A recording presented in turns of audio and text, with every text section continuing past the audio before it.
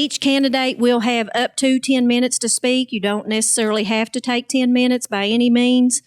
Every candidate category has one question that they will be asked to answer. And I'll read that question, and then each candidate will have the opportunity to answer. When we were here in the spring, our Democratic candidates spoke first. So here in the fall, the Republican candidates will speak first, with the exception of our city council, of course. We're going to draw numbers for those to see how they will line up for speaking. You have an agenda, so you can see that there are several on here who are on unopposed races, and some of those people have decided not to come tonight in the interest of time or for a variety of reasons, and we respect that. So whenever your category is due to speak, we will have a group on stage, and then if you are next on the agenda, you'll be up in the front in the reserved seats in waiting, ready to take the stage. And if you haven't been to one of our political forums before, we do the cake and pie auctions. All the proceeds that come in from that go direct back out into our community for community service projects that we work on. Our scholarships that we give out to our seniors, and our senior citizens programs, and a variety of other things that we do throughout the year. I also want to thank our superintendent of schools, Dr. Ralph Hamilton, for allowing us to use this wonderful facility. They've always been gracious enough to allow us to come in, and we appreciate that. I also would like to thank Alonzo Keaton, who's going to be our auctioneer tonight, for coming out this afternoon and donating his time for us. And Jonathan Keaton and Mountain Telephone TV, we would like to thank them for televising the event for us. And also, we are live streaming on Facebook Live through our West Liberty Rotary Club page. And I want to thank the Morgan County DAV Chapter 132 for coming and presenting colors and being with us tonight. We appreciate them. I also want to thank especially our Interact students. If you all stand just real quick. These are the ladies that have been at registration. Face our audience, please. And it will be helping us all night. So if you see them bringing around some yummy desserts to show you to auction or to bid on after a while, they'll be doing that for us. And if you have any questions throughout the night, you can contact one of them, and they'll help answer any questions that you might have. So with that, I think we're going to get started. Do you have our registration list of everybody that signed up? Do you have the registration list of everybody that signed up, the highlighted one?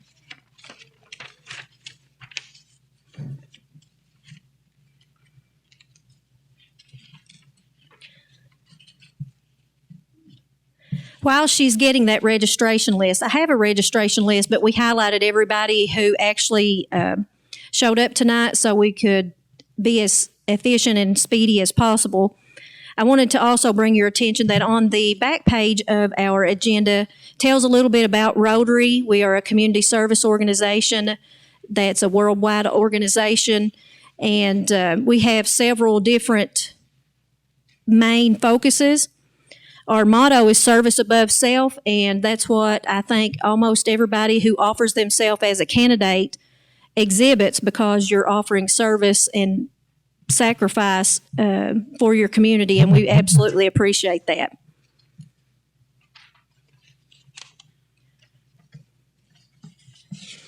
So we're going to start with our magistrate candidates.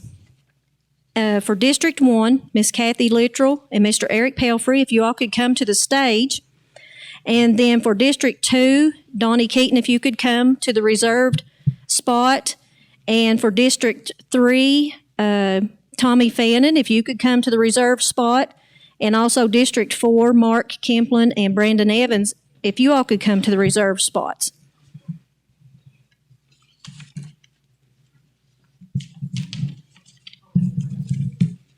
Take most of my papers out of here.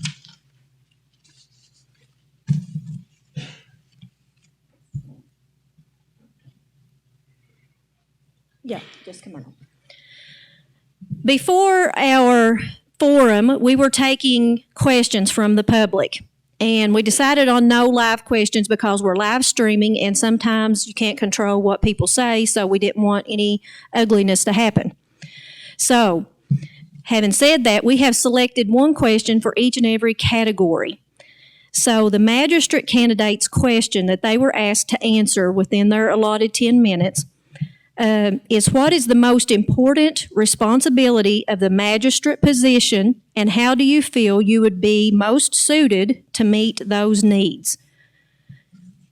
And with that, I will recognize Ms. Kathy.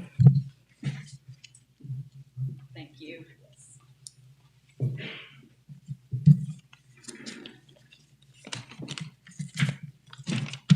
Okay, to the first question. There we go. To the first question, what's the most important responsibility of the magistrate position?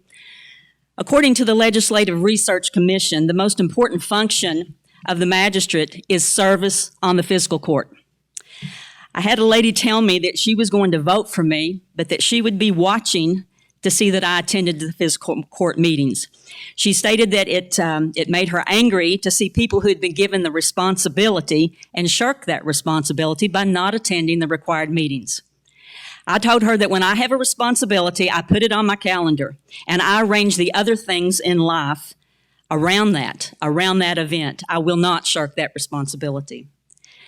But an essential component of that service on the fiscal court is getting out and talking with constituents and finding out where the problems are and how they are being affected by those problems. I found that people live on roads that are doing damage to their vehicles as they travel that road. I have found roads with drainage problems that actually are damaging homes. While it is well and good to find out the information, if you don't take this information to the fiscal court so that it is documented and can be addressed, you're doing a disservice to the people that are depending on you. To know a problem exists and not address it makes the county liable. So I can put the most important responsibility into one word, and it's service. The second part of the question was, how do you feel to be most suited to these needs? I've always felt that service should be an important part of all of our lives. To quote from a Spider-Man movie, to whom much is given, much is expected. My parents felt that way, lived their lives that way, and essentially, it's a part of me. I don't want to toot my own horn in ways that I fulfill service to my community, but those of you that know me know that it is an important part of my life. The final thing is a magistrate is a problem solver, and that is something that I've been all my life.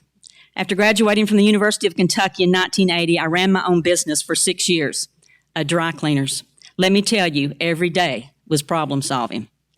I spent 27 and a half years in corrections, from caseworker to warden at 2 different institutions. It required working with all types of people in all situations to solve problems and get the job done. And I understood clearly that I could not make everybody happy. That's a noble aspiration, but clearly an impossible one.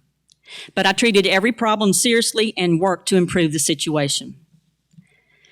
Back in 1993, I was interviewing for an opportunity for promotion in corrections to a unit administrator 1, a position which is a supervisor.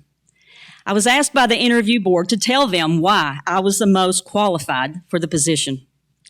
I looked at them and said, I don't know everyone you're interviewing. I don't know their qualifications to say whether I'm more qualified than they are. But I do know this, that you will find no one that will work harder for you than I will. And that's my message to you tonight. You'll find no one that will work harder for you than I will. Thank you all, and thank you to the West Liberty Rotary Club for your service to the community.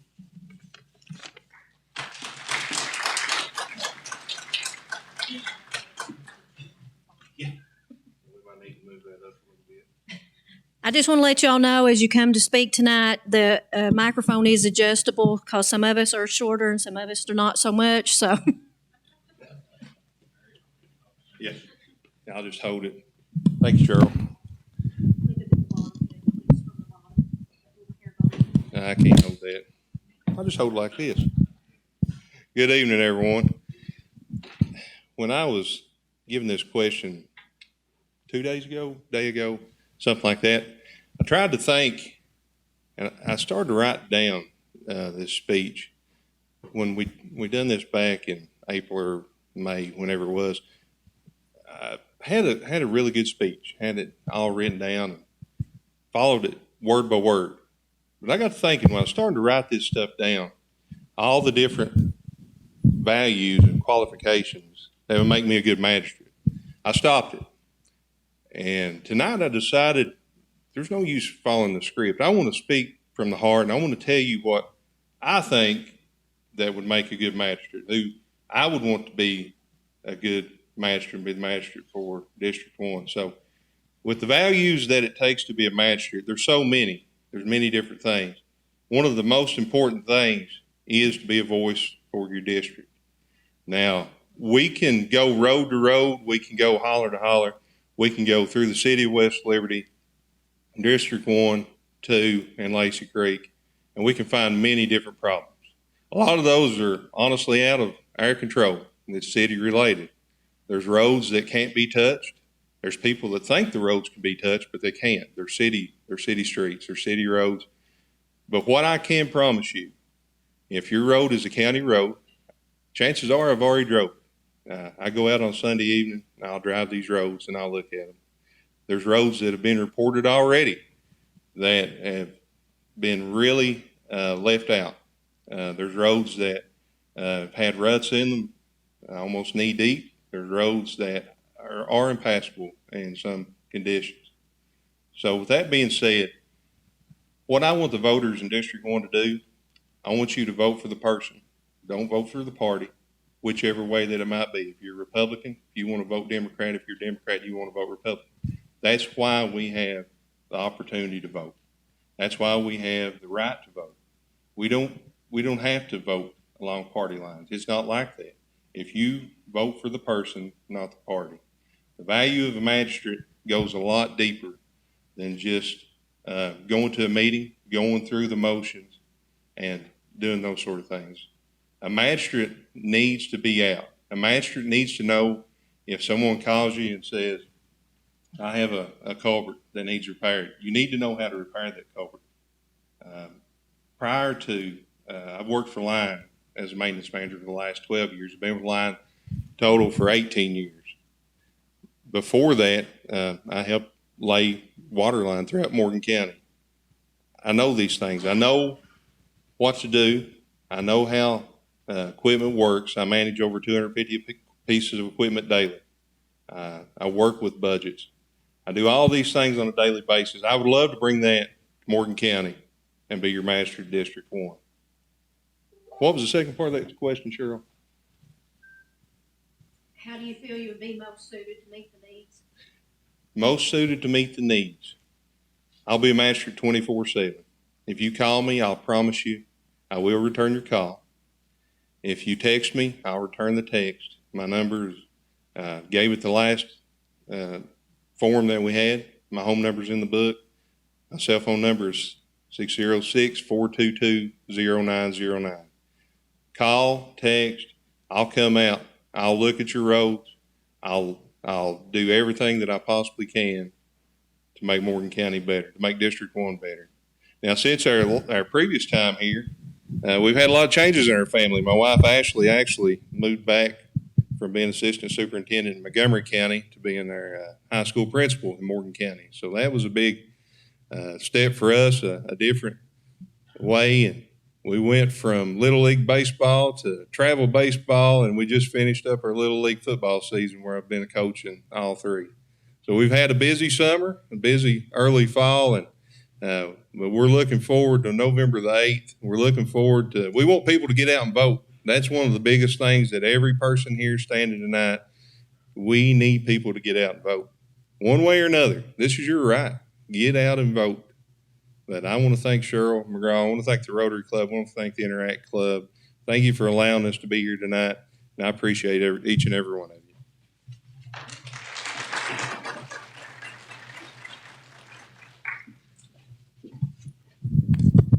Back to the short person version.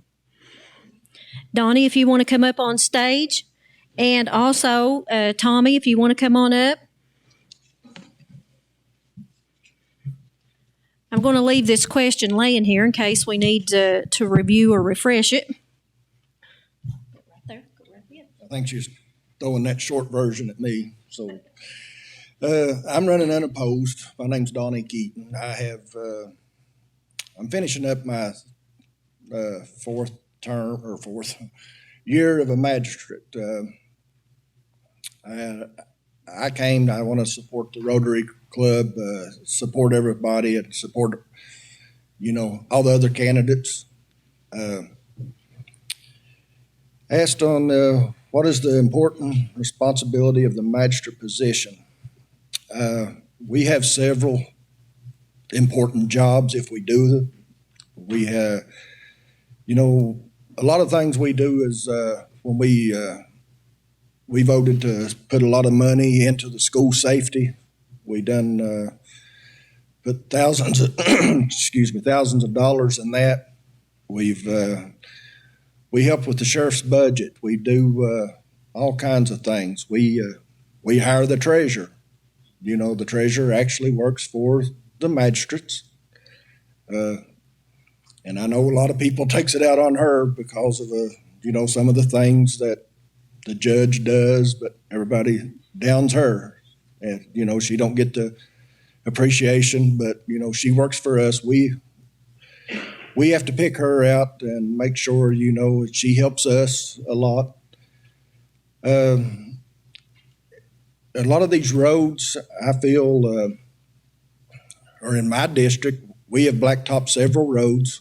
We've done drainage, we've done gravel, and I feel our roads in the county is better than our state roads. If you've drove up Highway 437, it's awful.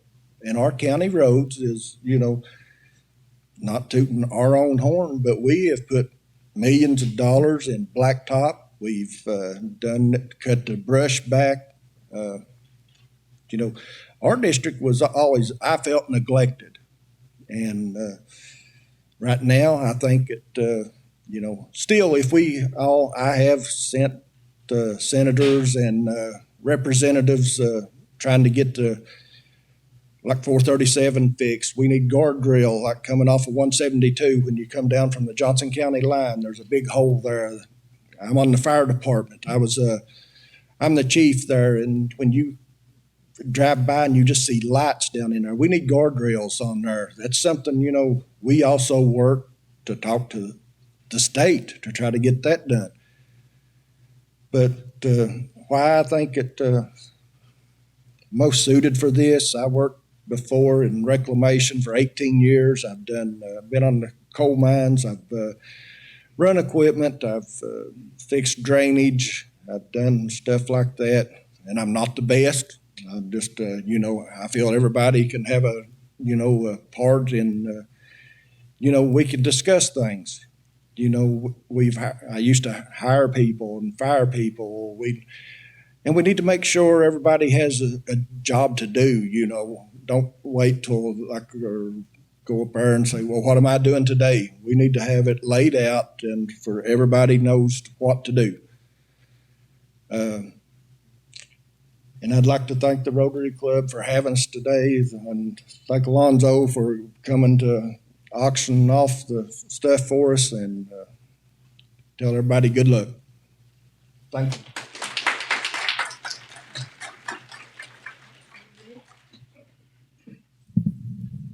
Just move it however you need it. Hello, everybody. I'm Tommy Fannin. I'm running for Magistrate, District 3, Republican ticket. Everybody's been talking about what's the important duties of the magistrate. I think they all are.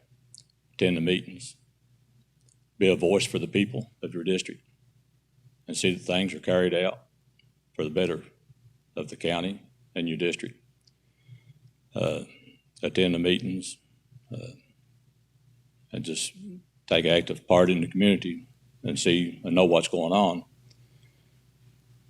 As far as qualifications, I've done road work for 40 plus years. worked in the mines. I've done everything from starting a road to finishing it, laying pipe, drilling, shooting. I have a foreman's license and a Kentucky State Safety Inspector license. So I know all about the safety of our roads and how they need to be and what needs to be done. And I believe we can make our roads better. A little preventive maintenance goes a long way and saves a lot of cost down the road. And I intend to be at every meeting.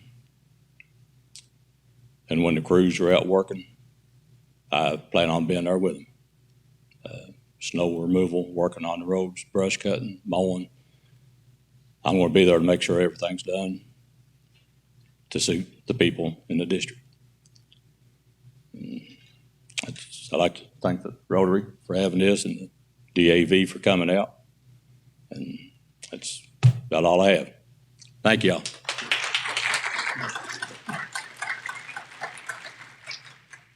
All right, Mark and Brandon, if you two want to come on up.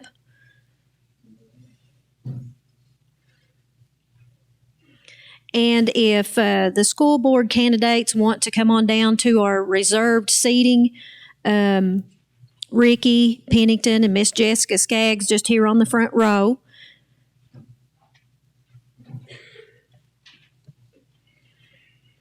After Mark and Brandon speak, we are going to have auction time, which is my favorite time. Mark, if you want to come on up. Okay, yeah. You adjust that however you need to. Thank you, Cheryl. Thank you for this opportunity to speak to you guys. Got a few little notes here. I wish more had come out for this tonight, but it is what it is, isn't it? My name's Mark Kemplin. I'm running for Magistrate and District 4. Your vote and support will be deeply appreciated. What is the most important responsibility of a magistrate's position? That's a good question. First is showing up for the job. Showing up for the job. Being determined to get something done when you're on the job. Consistent, year after year. Working with the judge and other 4 matters, securing money for the district and theirs. Taking care of the first responders will be a priority with me. That serves everybody across the board. That serves every matter. Law enforcement, rescue, fire department, ambulance service. When we take care of the first responders, that serves everybody. That serves everybody in their district. That's priority. Second is roads. Taking care of the roads for the responders to travel on, school buses. This will be priority with me each and every year. Each and every year. I take my job seriously. I mean business. And I'll do it.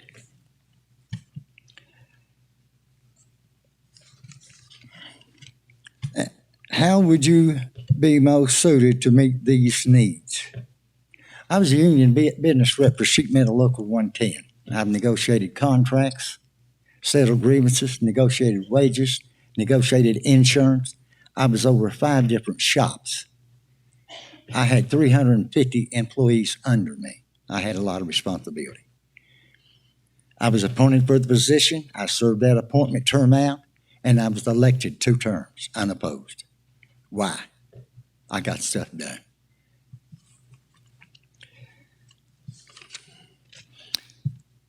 I want to make, I'm going to change the footnote here. I believe that I've done convinced the people that I'm serious about the job, and I done believe I've convinced the people that I would do the job.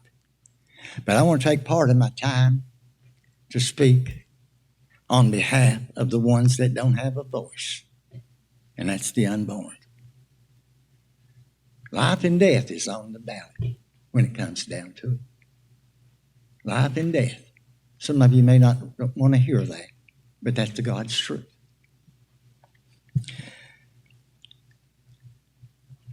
I condemn no one. I judge no one. This come to me and it rang in my mind for weeks. And I want you to hear the title of it. Crying Blood, Help Me. What if that rung in your head?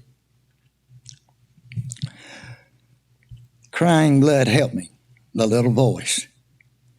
What if that rung in your head for 3 weeks? What would you do?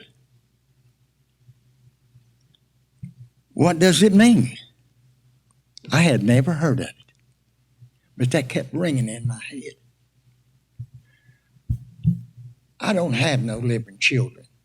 I had a little boy that was born and he lived a minute and died. We lost one to a miscarriage. That's not pleasant. Crying blood. Now I'm going to give you some scriptures here to back up what I said. We can either believe God or we don't have to. Genesis chapter 4, verse 10. When something rings in my head for 2 or 3 weeks, I try to find out where did it come from.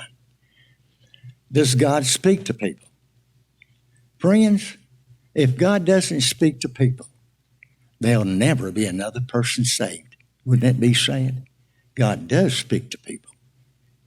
A lot of times the problem is we're not listening. We're not listening. Genesis chapter 4, verse 10, Cain kills Abel. Now here's God speaking about the situation. And he said, "What hast thou done? The voice of thy brother crieth unto me from the ground." Folks, that's powerful. That bothers me. Jeremiah chapter 1, verse 5. This is about the prophet Jeremiah.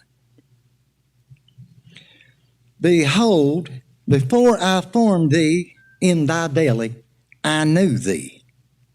Before he was even conceived, God knew that little fella. "And before thou camest forth out of the womb," now listen to this, "I sanctified thee, and I ordained thee a prophet unto the nations." God laid out his plans while he was in his mother's womb. We cannot mess with the plans of God and get by.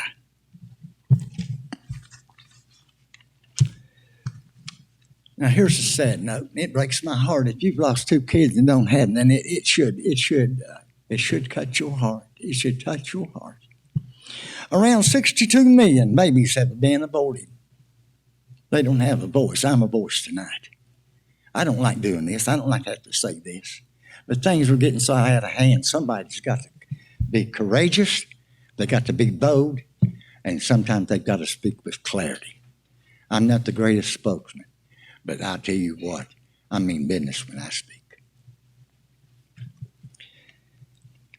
Around 62 million have been aborted. God is not pleased with this. God had a plan for those 62 million, just like he did Jeremiah the prophet. But man had to get involved and mess up the plans.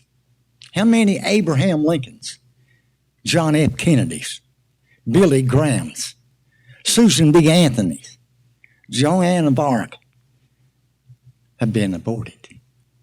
And maybe the very one that could come up with a cure of cancer might have been aborted. Now, folks, we need to think about this. This is serious. When we go in there and press that lever down, are we pressing for life or are we pressing for death?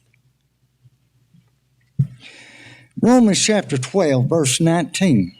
This is what God's responding, to it? "Dearly beloved, avenge not yourself, but rather give place unto wrath. For it is written, Vengeance is mine, saith the Lord." There's a payday coming. I've got to stand before God and give account for every idle word I say. That's what I voted on, who I voted for, and right on down the line. The last one, y'all heard of King David. And y'all probably be glad I get it through, but that's okay. Wasn't for God, I wouldn't have done this. I wouldn't have done it at all. You couldn't give me $1,000 to do this. But on behalf of those little children, they can't sit in their grandmother's lap. They can't sit on their dad's knee. Sad. King David had a son to die. And it broke his heart. He cried. He fasted. It broke his heart. You know what he said? He said, I cannot bring the child to me. But he said, I can go be with the child. I can't bring my little boy back. He lived a minute and died. I can't bring him back. But by the grace and mercy of Almighty God, I'm going to be with him. Thank you.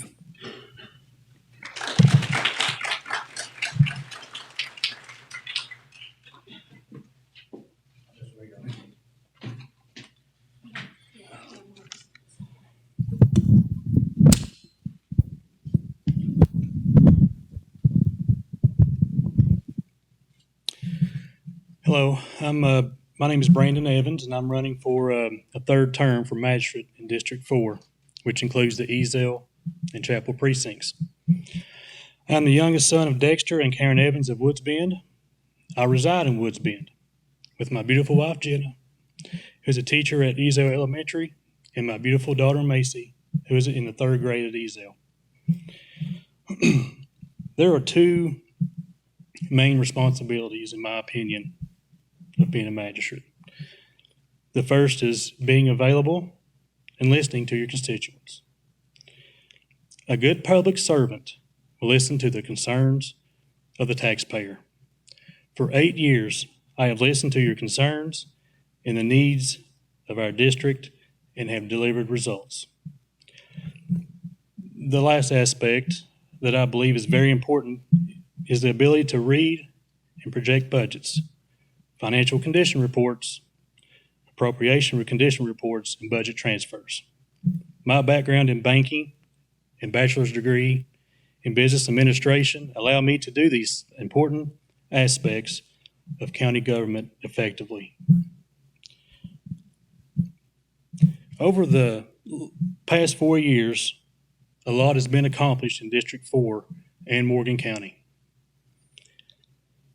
The fiscal court invested $600,000 for school safety, for school resource officers, and window tint. Now, folks, that hits home. And I think most people in this building can agree that, hey, our children, our teachers, our staff deserve to be able to go to school and come back home safely. That should be the number one priority. I secured a $5,000 match for the Eazell Elementary playground equipment. Over the last 4 years, there's been $1.5 million invested in blacktop in District 4 on various county roads in District 4, resulting in 30 miles of county road being paved. I secured $50,000 for the Blackwater Fire Department. We've made record investments in the sheriff's office. Our first responders are vital to our community. And I'm going to tell you something. You've got an ally in Brandon Evans.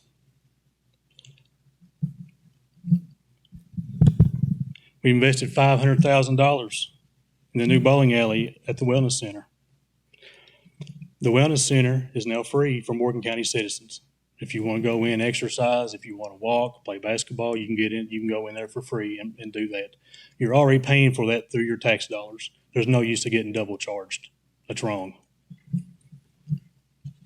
The county has less debt now than 4 years ago, which increases our bonding capacity.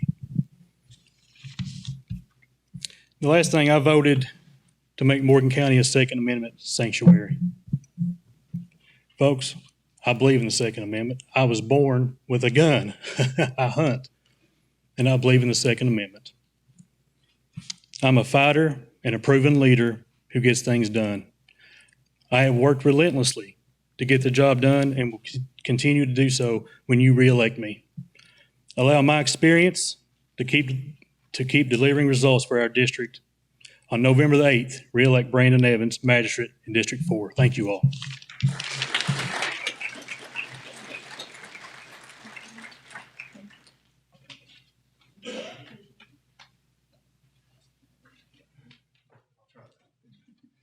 All right, can you hear me? All right. Not very good? All right, well, I'll have to kind of lean back and bend over. I like to talk, but I don't necessarily like to talk in public. But I'm Greg Motley, and I'm your sheriff, have been since 2019. I want to thank the Rotary Club for doing this. They did it then when I ran the first time, and I think it's really great. I'm actually really glad that we have an opportunity to talk a little bit tonight. In the past, it's been kind of quick, and you had to get up here and just talk about things. Oh, this is what I'm going to do, what not. What I want to talk to you about is I'm the guy on the ballot. I was the guy on the ballot in 2018. But the sheriff's office ain't me. It's a whole team of folks. and I have a wonderful team of folks. And I just kind of want to, and I hate talking from notes, but I want to make sure that I don't miss anybody's name. So I want to take a minute to tell you a little bit about your team, and then if anybody's got questions, I'd care to answer them. But first and foremost, Ellen has been with me. She allowed me to run for sheriff. She stuck with me through this entire thing. It's been interesting. I'll say that.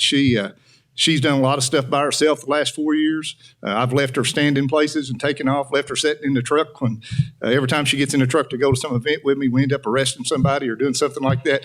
Takes her 3 or 4 hours to get home. But anyway, she buys all the gifts and things for our guys, keeps them all happy, never forgets a birthday, always reminds me to make sure that I tell folks that it's their birthday because I'm always thinking about other things. So just want to mention her.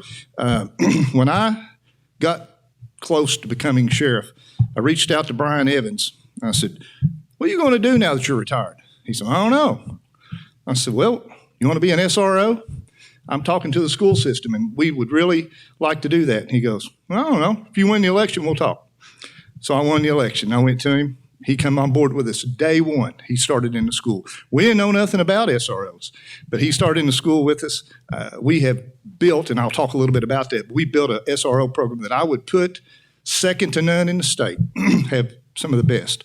But about 3 months into my term as sheriff, I'd had about 40 hours sleep. I was just killed. Ellen was killed. Phone rang every night. I called Brian one day and I said, hey, run by a minute. So he came by and I said, is there any way you would consider taking on the duty of chief deputy? I don't have one. He goes, well, I don't know. I might. I said, well, I would sure appreciate it if you would consider it, because if I don't have somebody to kind of run things when I'm gone, I'm going to have a stroke. So Brian not only is head of our SRO program for the school system and doing a tremendous job at it, he's also my chief deputy and has been since 2 or 3 months into our term. He doesn't get compensated near what other chief deputies and SROs get, but he does it because he cares about his community, and I just can't say enough good about him and what he's doing. I know when I lay down at night and Brian Evans is in charge, I don't ever have to worry about it. I know that things are going to be done the way I want them done. So I want to talk a little bit. We hired Cody Stamper. It's Gary Stamper's grandson. If y'all remember, Kurt Stamper years ago was a deputy and deputy jailer, and it's his great grandson. But we hired him. He's now a sergeant with us, so he's our first line supervisor. Just a tremendous young man. Our patrol deputies, Jeff Smith, Sean Pack, who graduated from the academy today. We just rushed in from that. Scott Atkins, who come back with us. Kenny Doolin, who come back with us, are our patrol deputies. Our SRO program, thanks to the fiscal court, we added 2 more folks to that this year. We've got John Turner, which we brought in on a federal grant last year. John and Brian both are Kentucky certified SROs. And let me tell you, that's a hot commodity in Kentucky right now. I don't want these guys talking to anybody because I can tell you every school system around us is trying to get them. John Paul is actually nationally certified because with the grant that we have, he had to go one extra step. We ended up bringing on John Cottle and Anthony Gullett this year and put them into the elementary schools. And we've also implemented a program where our patrol deputies work in the elementary schools on an overtime basis. And we, obviously, thanks to the fiscal court, that we were able to do that. Hopefully we can continue it. Brought Doyle Wilson, came on board with us. Didn't come on for money, but Doyle was a detective with the Kentucky State Police Drug Enforcement for about as long as I was on the Kentucky State Police. Doyle heads up our drug investigative unit. We partnered with the Kentucky Attorney General's office. We've worked with the state police. We've made some major drug busts. We've had some pretty good confiscation since we took over. And Doyle does it from his heart. He does it because he cares about the community. I ain't paying him a lot, I can tell you. But he does it because he wants to and does a tremendous job at it. So you can be assured that every single day, we're working to try to figure out how to combat this drug epidemic and how to stop it or at least curtail it, how to get people help, whatever. So Doug's doing a great job, or Doyle is doing a great job. Our CSOs, a lot of people don't know, we're in charge of all the court security for the courthouse. So got Judd McCowan who takes care of that for me. Got Brian Hillman, Tom Steele, Donnie Bush, Oliver Perry, Charles Cottle. They are just tremendous down there. Leanne Fugit, Chris Ball run the office. We collect over $4.5 million in taxes every year. We're right in the middle of that right now. One thing I forgot to mention about Ellen, she's volunteered every year in the office to collect taxes. We don't pay her. So when you see her in there, she bought her own shirt. We don't even buy her shirt. She's just there because she loves me, I guess. The court bailiffs run 3 court systems within our courthouse. Like I said, those guys are great. When you go in there, I think they treat you with respect. They make sure that you feel safe, and we do a good thing there. We serve all the civil papers in our county. We do car inspections, serve bench warrants. We have, and thanks to Brian, he ran these for me today. We've worked 487 collisions in the last 4 years, 517 case reports. The majority of those are drug-related. 96 call responses, which is a way that we just document some of the stuff that we do. 188 JC3s, which is domestic-related or abuse-related. Last year, our office handled 3,611 calls for service. Now, you think about that. That's a lot of calls for service in Morgan County. And that was doing it with about 3 or 4 people basically running the calls. So there's a lot of things I could stand up here and talk about with the office. I would happy, like I said, love to talk. Come in, sit down, drink a cup of coffee. I'll talk to you for hours about it. I can't tell you everything we're doing, but I kind of want to just give you a summary of a little bit of what we're doing. For the upcoming term that we're looking at, I've already sent something out to the current magistrates, and if that changes, we'll send something out to whoever wins. We want to start neighborhood watch programs in every district. I've already got the information on it. I think it'll be a good thing. We're trying to figure out ways to get the community more involved to help us try to stop crime and reduce crime. We think that'll work. So we're going to try that. We're going to try to increase our presence in the schools. I think what we have now going is a good thing, but we need to make it better. All this that I talk about takes money. Law enforcement is not a money-making proposition if you want to stay out of federal prison, anyway. Short of us getting some money from, drug seizures and things like that to help combat, and we've seized probably close to $20,000, but we'll use that to try to seize another $100,000 and maybe some property as we get into this. But we have to work with our fiscal court, whoever our judge is, to try to get that funding that we need to continue to try to provide the service that we've been providing.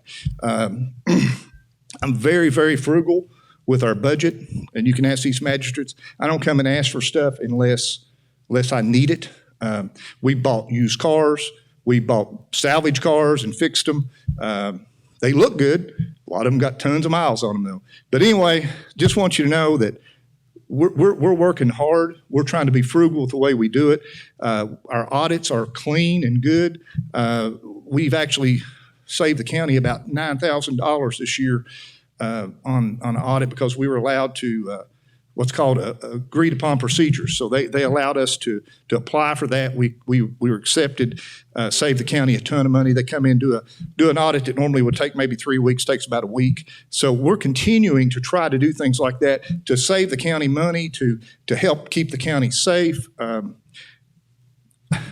I look forward to the next 4 years of doing this. This is a pretty tough job, though. I'm not going to lie to you. It's hard for us to keep help. It's hard for us to keep young deputies working because they can go other places and they can make more money. They can have better opportunities. So we're striving to get our pay up, get everything up to where we can hopefully keep some of those folks with us. But again, thank you all. If you have any questions, please just come by and talk to me. Thank you.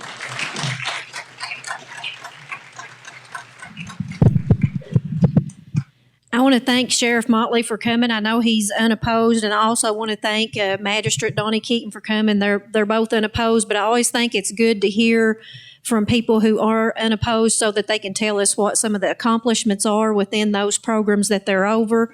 So that's always a good thing. At this time, I would like to recognize Miss Esther Kane, who is running for District 1 School Board candidate. And if Ricky Pennington and Miss Jessica Skaggs could come up onto the stage.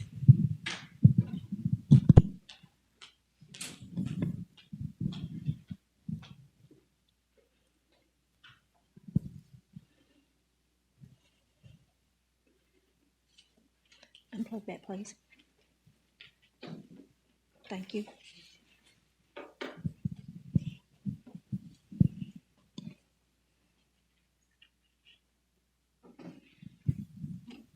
Thank you. I'm Esther Kane and been on the school board now for 12 years. The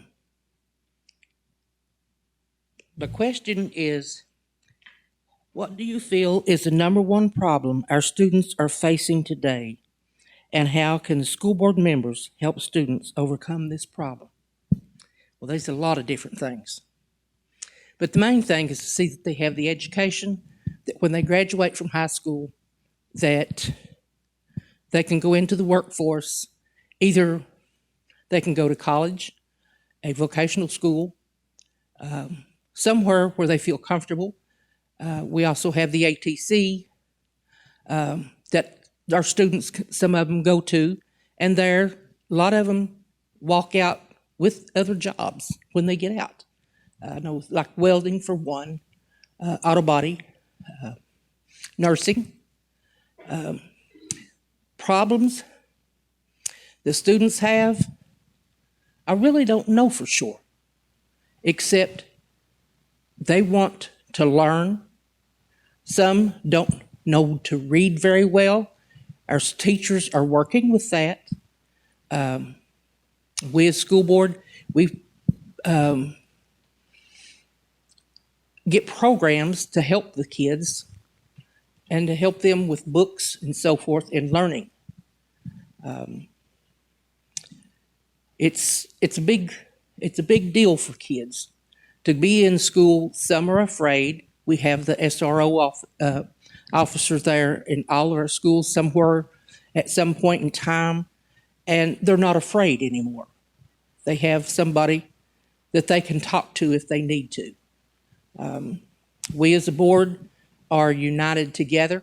We make our decisions together as to what is best for our school board and for our kids and for our staff.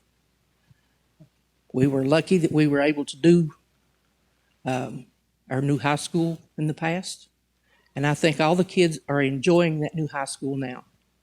And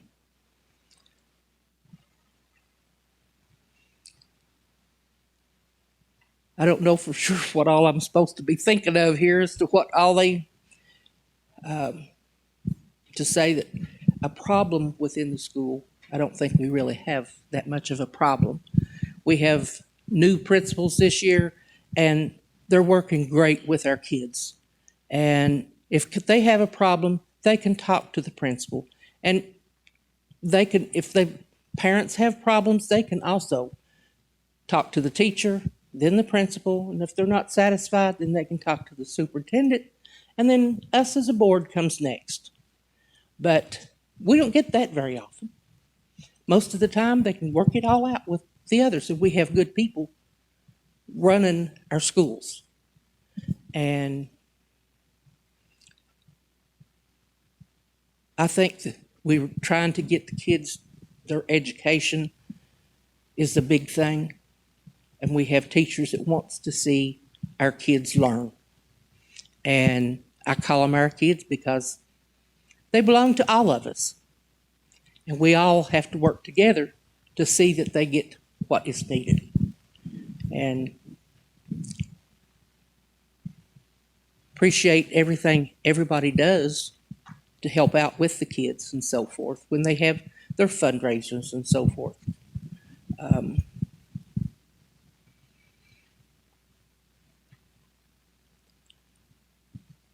One thing I like to do is if when anybody has a problem or they call me, I do return their calls. If they have a question, if I don't know the answer, I find out the answer and call them back. And that's an important thing that us as school board members needs to do, and I think most of us do. I don't know of any of us that don't do that. But we try to do what's the best. And thank you to the Rotary Club for doing this. This is the first time I've ever done this, so I guess I'm a little nervous. So thank you for everything. And Thank you, thank you, thank you. Okay, are we back on? Yes, I can hear us. I'm always worried if somebody's holding the microphone, they might accidentally hit the button and turn it off. So if that happens, y'all just wave at me and I'll come turn it right back on. So the answer that Miss Esther was talking about, the question for school board candidates was how do you feel, or what do you feel is the number one problem our students are facing today? And how can school board members help students overcome this problem? And that is the same question that Mr. Ricky Pennington and Miss Jessica Skaggs is going to be answering for us coming up next. I will welcome Ricky Pennington to the podium.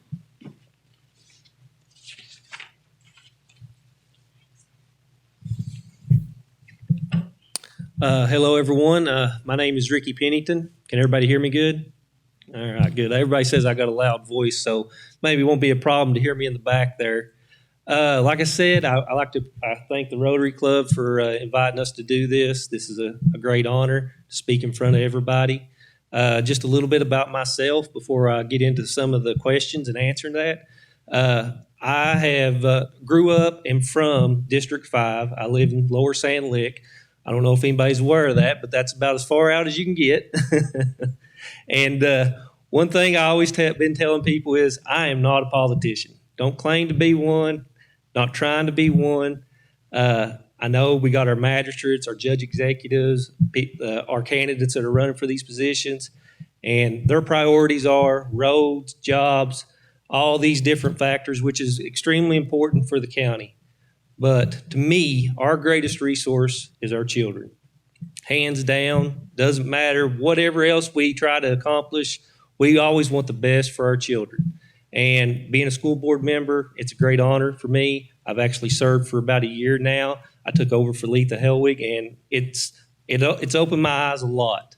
I've realized what's involved with this position, what you can and cannot do, and you'd be surprised. There's a lot of stuff that you want to do that you get limited on, but you still try your best. You try to do what's best for the children in every decision you make. So my number one priority, hands down, is safety. We've seen all this stuff in the news, and I know it scares everybody to death. And we never want to see that happen to our district. Never. I've had long conversations with Dr. Hamilton, with Sheriff Motley. We've talked about this, and I am deeply grateful for the physical court for getting funds available for these SROs out in our district. That's been one of my things that I really am tickled to death to see. That's something that we need, because response time, as I've talked with Sheriff Motley, is critical if anything, Lord forbid, ever happens. And I never want to see that happen to us. But again, we got the people out there. Sheriff Motley has picked good people, and I'm proud of what he's accomplished and what the school and the physical court has been able to do. The next priority for me, academic success. I myself consider myself a lifelong learner. I love to read. My wife can attest to this. I got a house full of books scattered everywhere. And she's like, you need to pick your books up. But I think if we can instill in our children a love of learning, see, even when they're out of school, whatever profession they're in, a love of learning will carry them through anything. You know, even 10, 20 years down the road, the world's always changing. And if you can be a lifelong learner and accomplish your goals and be able to change as the market change, then you will be able to succeed in this world. So that's my academic success. Make sure our children are lifelong learners and they're able to accomplish whatever they set out to be, whether it's to go to college, vocational, trade school. My father, my family, coal mines. They made a good living doing it, and it supported me and my family. And if that industry changes, I want this community to be able to change with it. So lifelong learning, that's one of my priorities, academic success. Another priority of mine is compromise. I know this in this heated political climate that we live in, compromise sometimes gets a bad rep. But I'm not always agree with my members on the school board. As Esther just said, we always try to get together, come to a compromise, what's best for the children. I'll state my point of view, and if the board wants to go in a different direction, then that's the way it's going to be. We speak with one voice on the board, and compromise can be something that we need to bring back to not just this community, but the country as a whole. You know, we all got to live in this world. We all got to try to do the best we can. And if we can work together, meet in the middle, that's the best approach for everybody.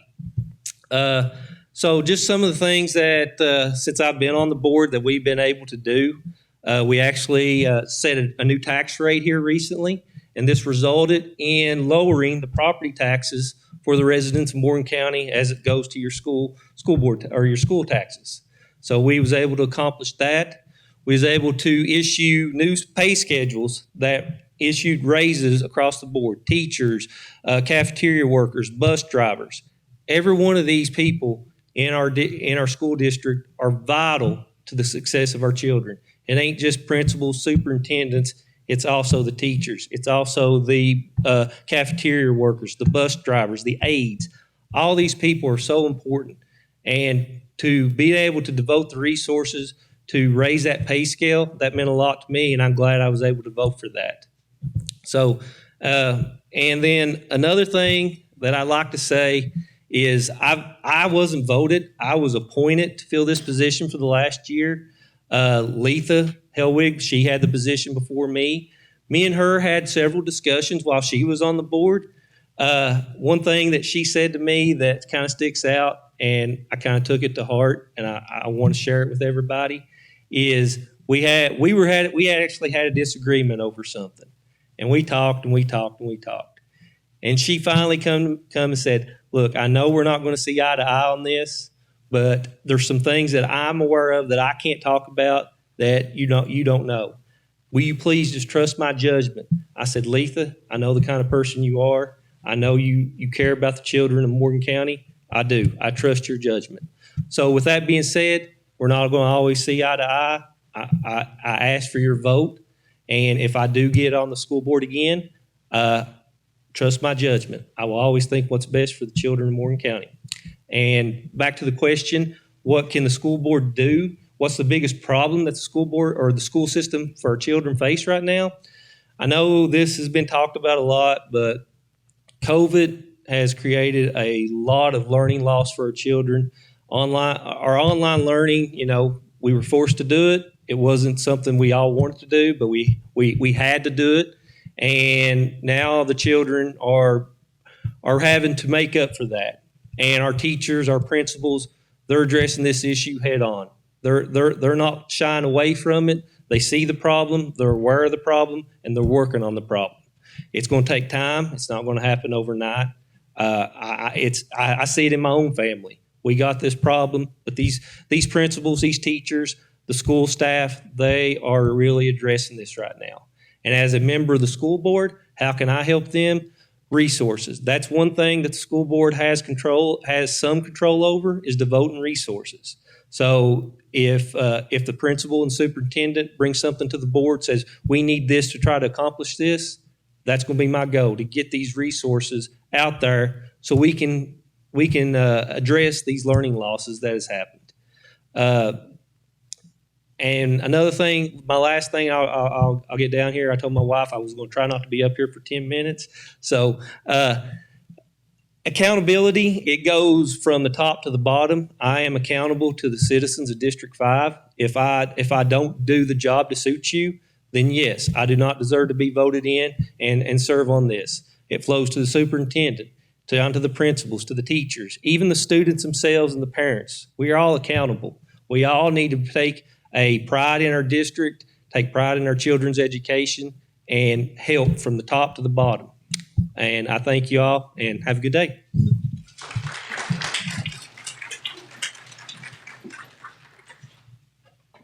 You come right on, Miss Jessica. You just adjust this however you need to. Hopefully I don't have to. No, hopefully not. Good evening, everyone. So the question we were given to answer was, what do you feel is the number one problem our students are facing today, and how can the school board members help students to overcome this problem? Unlike the other two that's been up, I've not experienced in the school board, but I do have 2 children that are in our public schools, and they're my number one priority. So last night when I was given this question, I asked both of my children, one in 5th grade and one that's a sophomore, what they thought was the biggest problem. Of course, my 5th grader said school lunches. And he says they're gross, and he says we should do something about it. But I took more to what my sophomore said. And with that, I feel that the number one problem that our students are facing today actually starts at home and manifests in our schools. It is the amount of options that are available to them. Options to choose whether they want to be addressed as a male or female or both, or if they are human or animal. Options to choose which restroom they use. They are given the option to choose how they view their peers and even themselves based on social conceptions of race and ethnicity.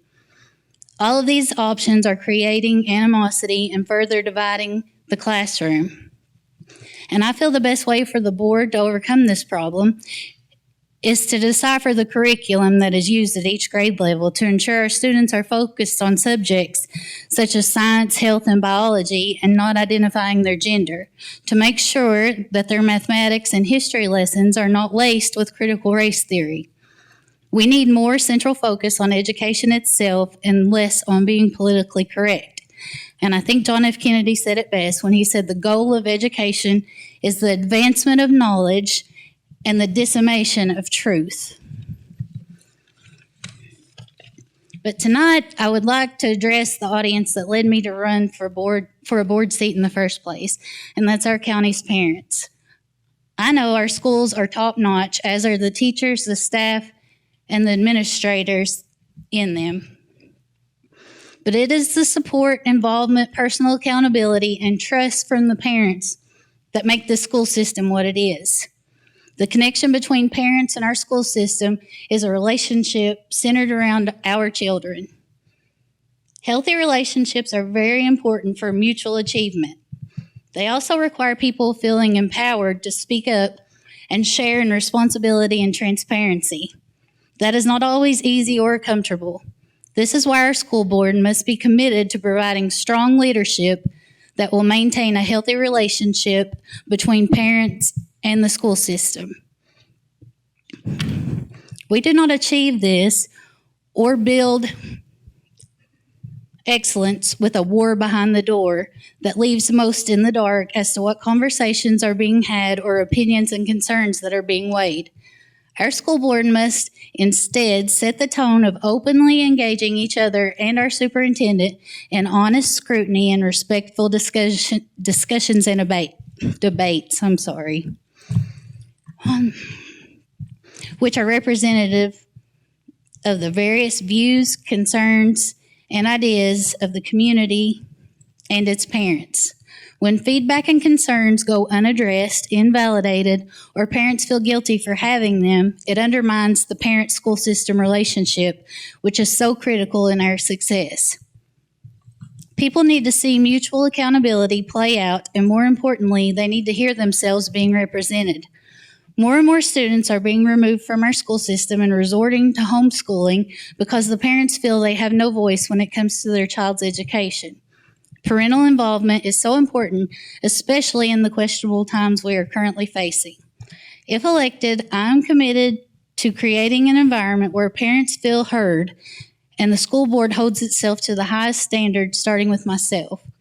This is why I'm running. I want every parent to feel they have someone who is empathetic, accountable, and an advocate in me. I'm committed to creating transparency and making myself available at all times. I want to help set clearly defined, measurable goals that support our students both academically and mentally and emotionally. I want to ensure our school system is one that puts the children in its care first. Investing in our youth, public service workers, and community is essential. It is my top priority to ensure that each student is served to the best capacity based on their individual needs, and providing school support to our school employees, which is the foundation for the success of our students. Our district is very special and it functions like a family full of heart. I want to support the progress and success that our district is already achieving with strong focus on family, community engagement, school attendance, and preparing students for their future. It is important to me that we keep education and the safety and well-being of each and every student at the forefront of our decisions. Another topic that has been popular among voters while I've been out in the community is pronouns and allowing students to address themselves as animals. Call me old-fashioned, but God created each and every person how He intended them to be, and He doesn't make mistakes. As Genesis 1:26 and 27 says, "And God said, let us make man in our own image, after our likeness, and let them have dominion over the fish of the sea, and over the fowl of the air, and over the cattle, and over the earth, and over every creeping thing that creepeth upon the earth." So God created man in His own image. In the image of God, He created him. Male and female, He created them. It didn't say that He created us to be what we want to be, male, female, or both. He created us in His image. He gave us dominion over the animals. He didn't tell us to be the animals. And I will have to answer to Him someday if I don't. And I don't want to be turned away because I didn't fight for what is right. As Romans 8:31 says, if God be for us, who can be against us? The good Lord has led me this far, and I don't intend to turn back now. I've also been asked about my stand on critical race theory by several of my constituents. I believe that the ultimate form of education accountability is when parents have choices in what is taught to their children. Even though laws that bar schools from promoting critical race theory and laws providing more transparency on what is taught in school, far too many families have no recourse if they find the curriculum of their child's school objectionable. Curriculum choices should be a partnership between parents, educators, and the general public. Again, transparency is key, especially when it comes to something as impressionable as critical race theory being ushered into the curriculum that is aiding and shaping our children into the future of our city, state, and country. When I joined the Army in 2003, we were given a list of Army values. We had to memorize them and take an oath to uphold them. I've held those values close and continue to uphold them today, even though my time of service has ended. They are loyalty, duty, respect, selfless service, honor, integrity, and personal courage. Together, they create an acronym, LDR SHIP, leadership. It takes each and every one of these values to create a great leader, qualities that I feel are important, especially in the position I'm seeking. As your school board member, I promise to use all of these values to represent our district on behalf of our children, schools, staff, and community. I'd like to thank the Rotary Club for hosting this forum and giving us this opportunity. Even though I'm not much of a public speaker, I haven't done it since college. And I look forward to speaking with more members of the community, and I encourage everyone to exercise their right to vote on November the 8th, and I would sure appreciate your vote and support. Thank you.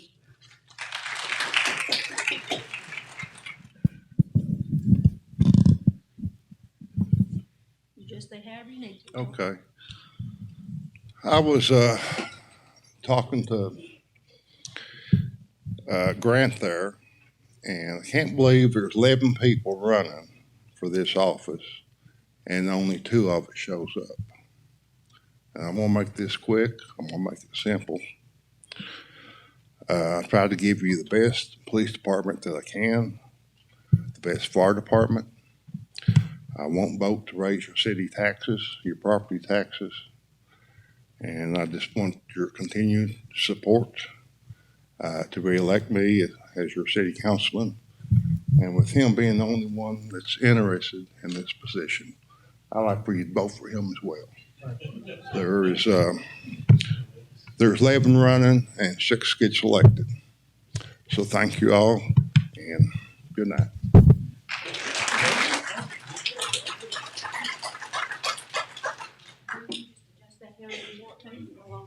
I'm pretty loud, so you know what I mean? Well, I don't know what to say after that. Thank you, Mr. Smith. We neighbors, and I can say, looking out here at this audience, I see a lot of good peoples. I've coached with, I've worked with, everything of the world, run around with, shared books with. I've a little bit of everything. Taught, gave suckers to, But anyway, I'm Grant Sorrell, and I like how you done it. You said Grant because most of my students, we're supposed to remember our students' names pretty soon after school starts. And if half of them knows my last name before the end of the year, I'm pretty happy. So, but yeah, I'm Grant Sorrell, and I'm a middle school social studies teacher. I have went to Morehead State University and got a geography and sociology degree, and I'm also in the Master's of Teaching right now. But before that, I've got to say, I thank my wife for being here.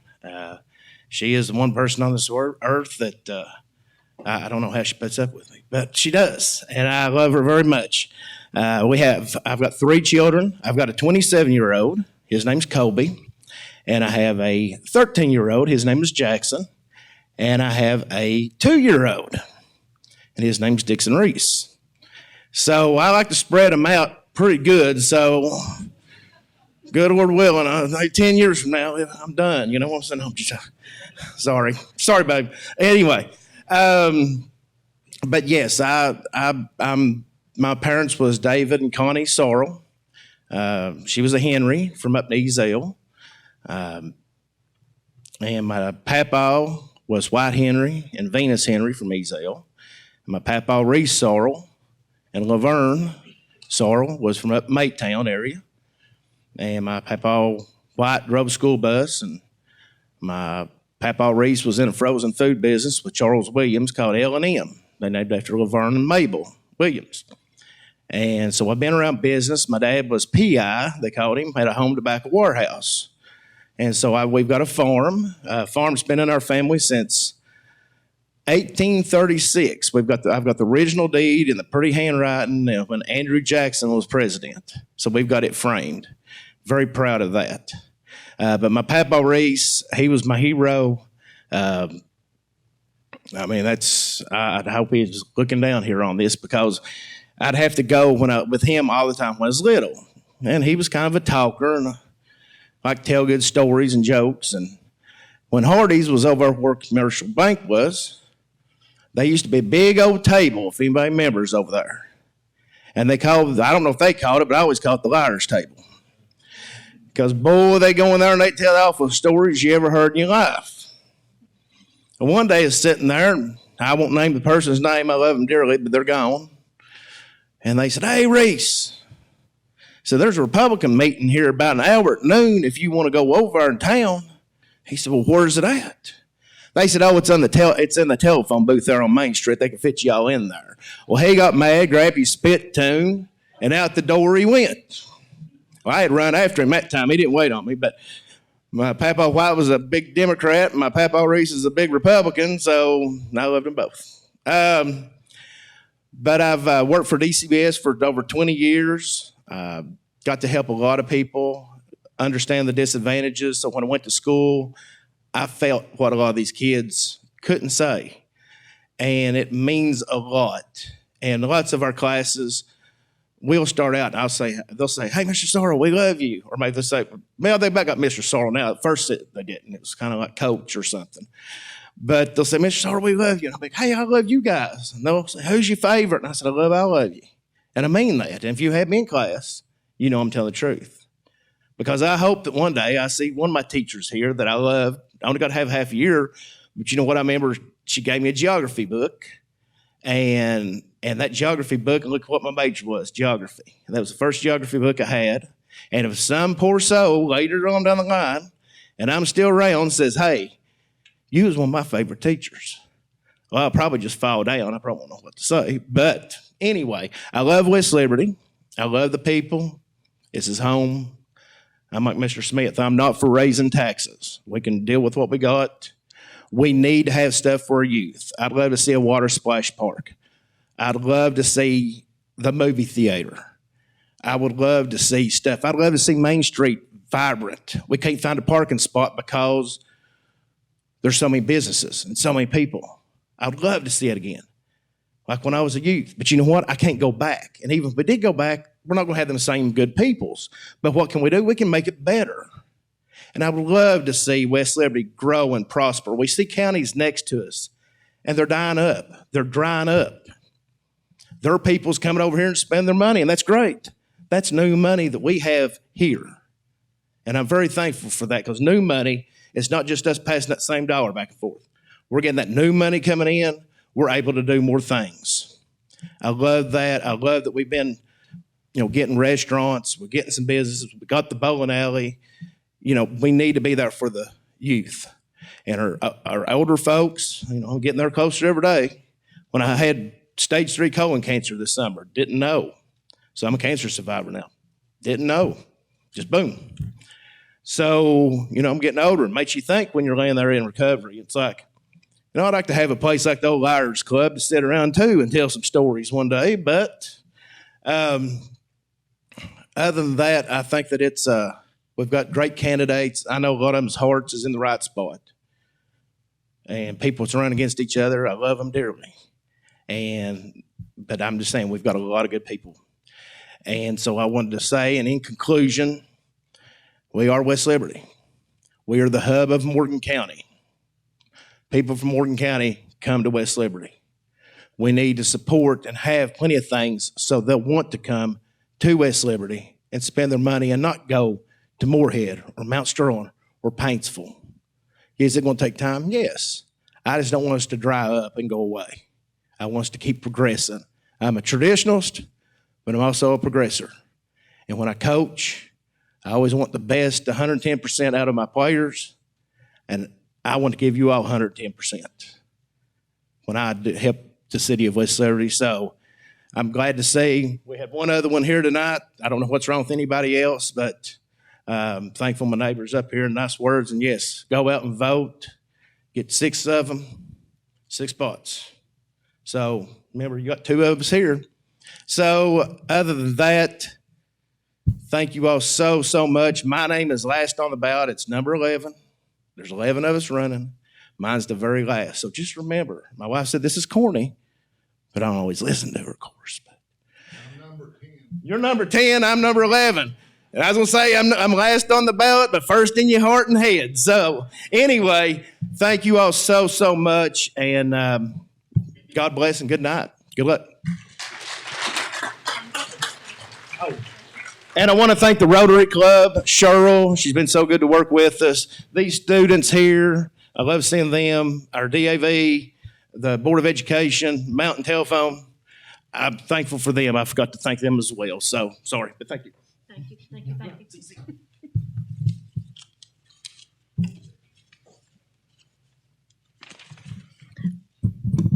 All right, our next group of candidates will be our county judge executive candidates, Jim Gazay and David Ison. If you all will make your way to the stage.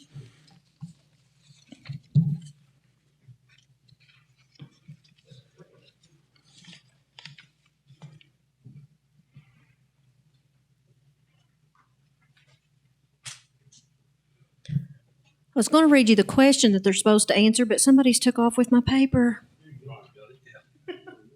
Thank you, thank you, thank you. That's what I get for leaving my papers laying up here. Somebody probably thought it was theirs, and I'm sure that was completely unintentional. Okay, the question that we received that was asked of our county judge executive candidates is, since local and national policies are closely connected, can you describe the platform of your national party and tell us how you plan to advance those policies on a local level? And we'll welcome first to the stage Mr. Jim Gazay.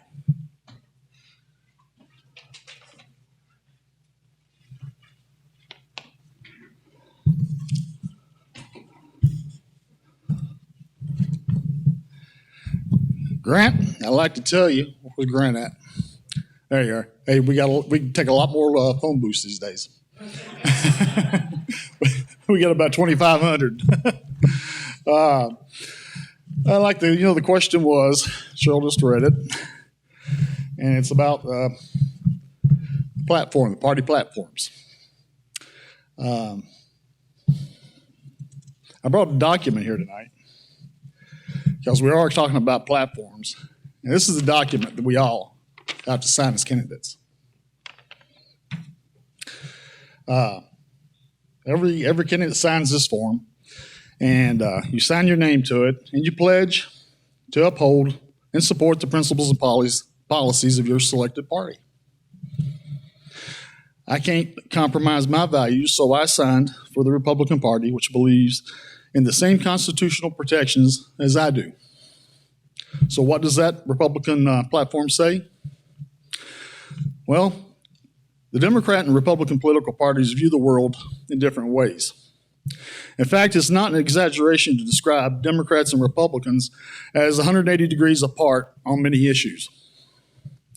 The fundamental differences between the Democrat and Republican platforms center around the rights of individuals versus the power of government. The Democratic Party believes society is best served with an expanded role for government. Republicans believe that the best outcome for society is achieved when individual rights and civil liberties are paramount, and that the role and especially the power of government is minimized. For instance, the Second Amendment. The right of Americans to keep and bear arms shall not be infringed. That protection was enshrined in our Constitution, and it must be upheld. The Republican Party policy is that the government cannot take that right away from law-abiding citizens. Americans must be able to defend their homes and their communities.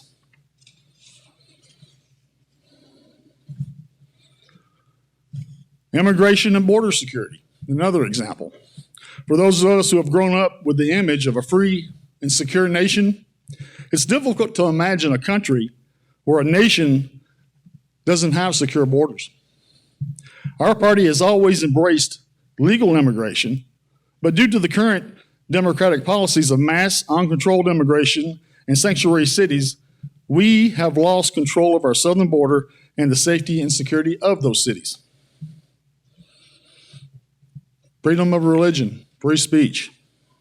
We are promised in our Constitution the right to our faith, to worship our faith as we see fit, and our political beliefs without harassment, infringement, or threat. No one should feel uncomfortable expressing their beliefs. Abortion. Our platform says, we assert the sanctity of human life and affirm that the unborn child has a fundamental right to life which cannot be infringed. The decision on this issue falls to the states' rights, as was recently affirmed by the Supreme Court. Limited government. Did you know that during the Obama administration, the Democratic Party tried to seize control of the zoning process through its affirmatively furthering fair housing regulation? Say that 3 times fast. That regulation, and I say regulation because it was not a law passed by Congress, threatened to undermine local zoning laws in order to socially engineer every community in this nation. While the federal government has a legitimate role in enforcing non-discrimination laws, this regulation has nothing to do with proven or alleged discrimination and everything to do with hostility toward our citizens' ability to self-govern. Can you imagine the federal government telling you what addition you can add to your home or what you can grow on your property? The other part of that question was, how will I implement that, this platform? Well, the judge executive cannot settle the differences in our 2 parties' platforms. But I can assure that we stand up for and defend your constitutional rights in this county. I will advocate to state and federal agencies and elected officials for our constitutional rights, as well as any issue presented to me by any citizen of this county without regard to political party, religion, race, or gender. The true job of the judge executive is to represent the will of the citizens of Morgan County. It really doesn't matter what my personal beliefs are, because my personal beliefs should not be imposed on anyone. I know there are a lot of conservative Democrats here in Morgan County. Sadly, they are not in Frankfort or Washington, D.C. There is no conservative Democratic Party that exists. The current Democratic Party is what exists now. But I am not running because I am a Republican. I'm running because I am qualified to be your next judge executive. Some additional points. The judge executive should be in the office every workday. And if I am out, you will know where I am. This job, I work for you. You pay the salary and have the right to know where your judge is, what he is doing, and that he returns your calls. I am not a professional politician by any means, but I am not naive either. I know that running a county successfully, you need contacts, money, and finesse. I have a network within and outside of government. They know me and my ethics. They know that I will not bring shame or corruption to this office, nor use it for political or personal gain. You will know as well, because I believe in complete transparency, and I will make all physical court meetings public and at convenient hours. There will be ample notice, and all citizens' issues can be on the agenda and be heard. You can come to the meeting, and you can be heard without even being on the agenda. The last 15 minutes of the meeting is as it should be. In my government career, I have managed budgets in the millions of dollars, and with every penny accountable and accounted for. Our taxes at any level of government comes from our citizens. They have, you have a right to know how and where it is spent, and it will never be spent buying favors. I will work with our county employees to correct the findings of the recent state audits and make sure the next audit is clean. I will wisely use the taxes to help achieve all our mutual goals. Our children deserve safe schools every day, not just after an incident. I pledge my support to help our law enforcement to find the resources they need to make our communities even safer. Concerning economic development, there is no one-size-fits-all playbook for economic growth. However, our county can no longer sit by and watch as our citizens slide into deeper poverty and our youth have to leave the county and state for jobs. We must create a plan that will overcome these struggles to become a county that thrives. That doesn't mean losing who we are as a community. On another point, You will not find me taking contributions from organizations or people that would be in conflict of interest as judge executive. I do not have obligations from big donors. I make only one campaign promise: to do my best for everyone in the county. I do not promise people jobs or favors, except to say that my wife Lisa will not be working in the county office. She's retired. In my career, I've done construction. I've done roads management, compliance, contracting, grant writing, logistics, and all the basics that we need to run a county. I am trained in rural disaster preparedness to help prepare our county before disaster strikes, not after. Our emergency services and other agencies, such as our food banks, need funding every year and not just in an election year. I can hit the ground running, and I will not need to figure it out or learn on the job. I'm ready. I'm ready now. If you are ready to try someone qualified for this job, please hire me and vote for me on November 8th. I want to be your next judge executive. Thank you to Rotary and everybody involved in putting this together. I appreciate each and one of you coming out, and thanks to all those tuning in on Facebook and MTTV. Thank you.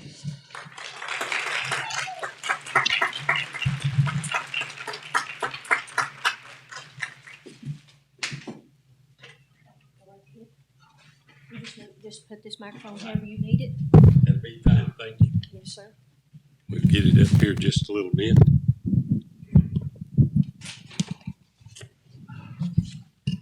Just want to start by saying thank you to everybody that's here tonight and everybody that's been part of giving us this opportunity to speak to the voters of Morgan County. The question we've been given makes a statement.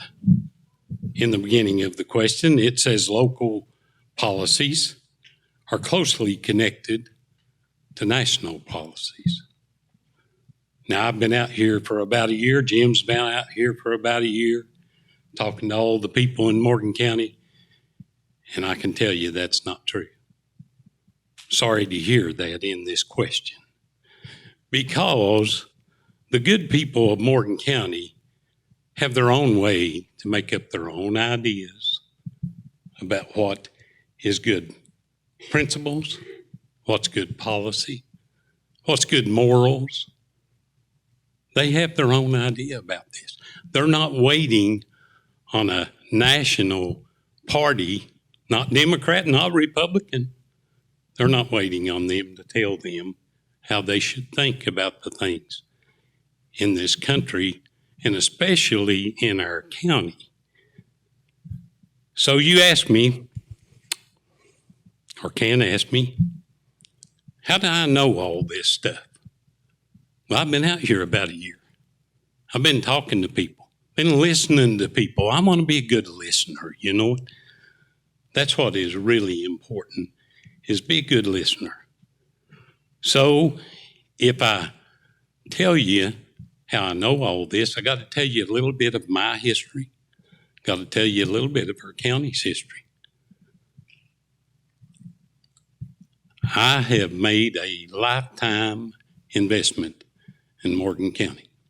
What's that mean?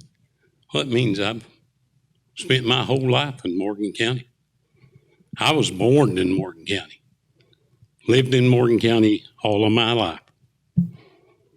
I was the fifth child of 7 children. Ain't many of those families anymore, are they?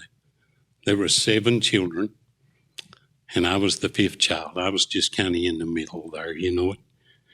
And my mother was Clarence Ison, and my dad was Leslie Ison. And I was born over at, we lived over at Docks Creek, which is over at Moon, Donnie. That's in Donnie's district. He knows where Moon is. Most of you all know where good old Moon is. That's where I lived when I was a young fella. I went to Crockett Elementary. That was back when it was an elementary school. You know it. I went up there. Then I attended Morgan County High School, and I find this real funny. Our old high school is now our county office building. That's where county government is conducted. I was the last graduating class from the old high school in 1974. The county judge executive's office was where I had biology. Old Rufus Wales, some of you will remember that name, was my teacher. You know, I find that kind of interesting that I might have an opportunity to go back where I went to school at, you know, that I might be able to do some good things for Morgan County. My dad was a service-connected disabled veteran from World War II. So our 9-member family, we learned how to get by on very little. But we learned how to sacrifice for the needs of others. That's real, real important. And we learned how to work for the things that we wanted. At about the age of 20 years old, I was saved and began my service to the Lord. And I've said many times, some of you have heard me say, the best way to serve the Lord is by serving one another. That's the best way you can serve the Lord. After a brief time in college, I began my working career in the coal mines as a heavy equipment operator and a foreman at a pretty young age. I've owned and operated grocery stores in Morgan and Elliott counties. For the last 20 years, I've tried to help as many people as I could and bring as much investment as I could to Morgan County. I've always been a promoter of Morgan County, and I hope to continue these efforts as your next county judge executive. Having to hold the mic there just a minute.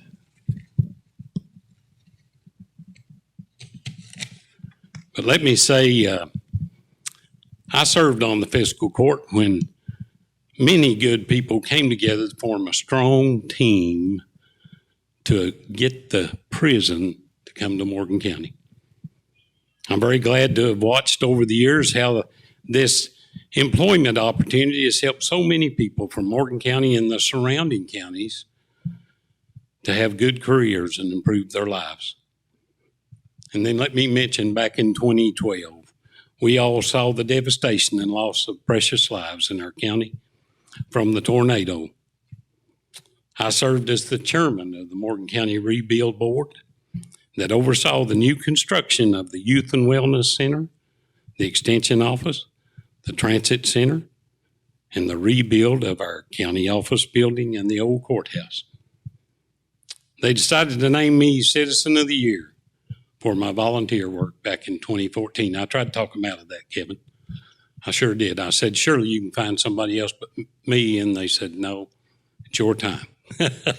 But I did really, really appreciate that they recognized that. Seems like our country is so divided right now, and people have told me they believe I can get people to work together for the good of our county. This will be my focus for the future of our county. From the beginning of our campaign, I've told everyone this will be a team effort for Morgan County. I believe in teamwork.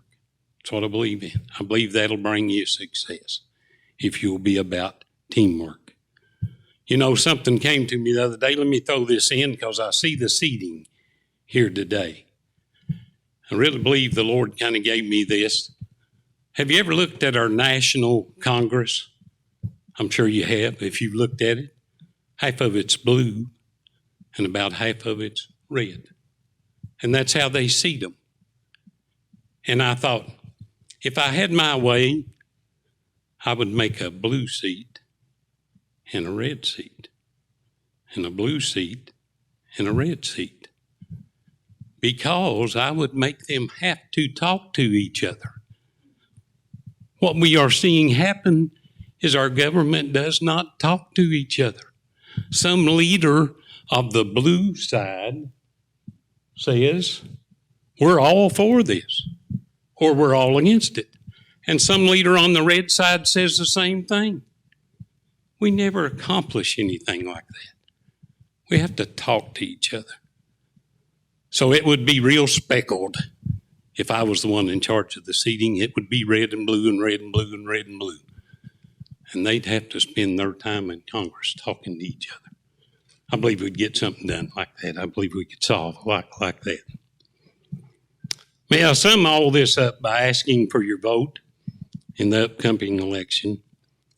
As you have heard, I know the people of Morgan County, and you all know me. And I'm looking forward with excitement to the future of our county. Let me say one other thing. There may be some looking to put their hope and their trust in a political party. As for me, I will trust the people of Morgan County. That's what I'll be about. To make the right decision for the future of our county. That's who I believe in, is the people of Morgan County. So may God bless us all, and may we build a great team for Morgan County. Thank you very much.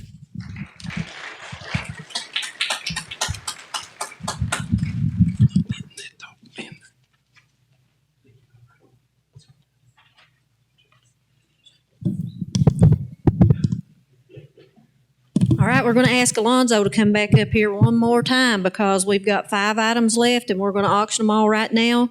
As soon as that's over, we're going to welcome our House Senate District 30 candidates. So if you all want to come up here to the reserved seats, Mr. Brandon Smith and Mr. Sid Allen will be glad for you to come up here. And then immediately after that, we'll have our state representative candidates for the 99th District, Richard White and Kevin Anderson. Oh yeah, I've been asked to mention that there is water available. So if you want one, hold your hand up and they'll bring you one.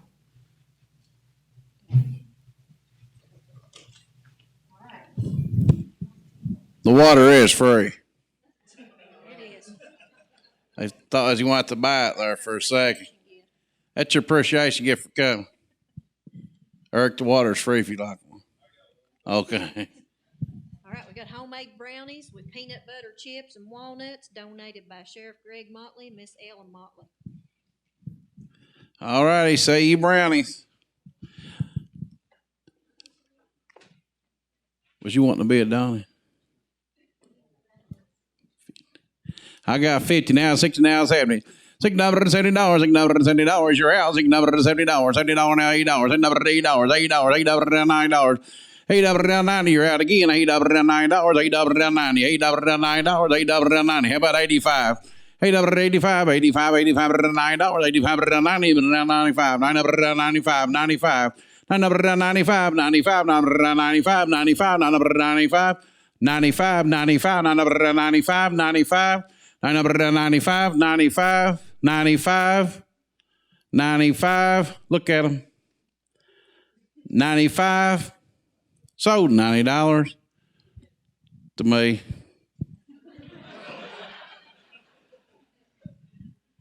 I tried, Liz, I tried. I'll take them to the car lot. Somebody will eat them. All right, we've got a mother's spoon bread recipe on here. It comes with the recipe as well.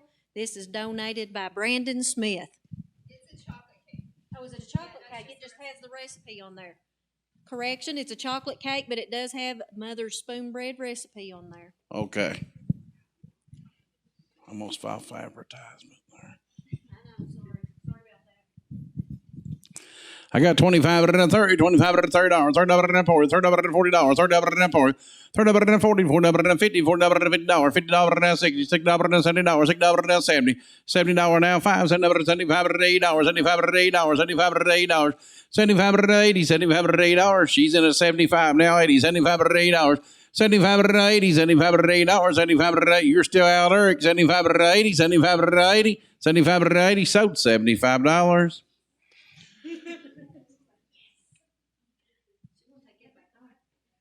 All right, we've got mini chocolate pies donated by Bonnie Perry, or made by Bonnie Perry and donated by Eric Pelfrey.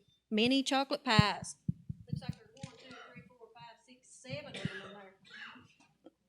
Oh, that's what you've been waiting on? Sure it is. I got 50 now, 5, $50, 55, $75, $100 now, 105, $100, 105. Two places. One of you got to be 110.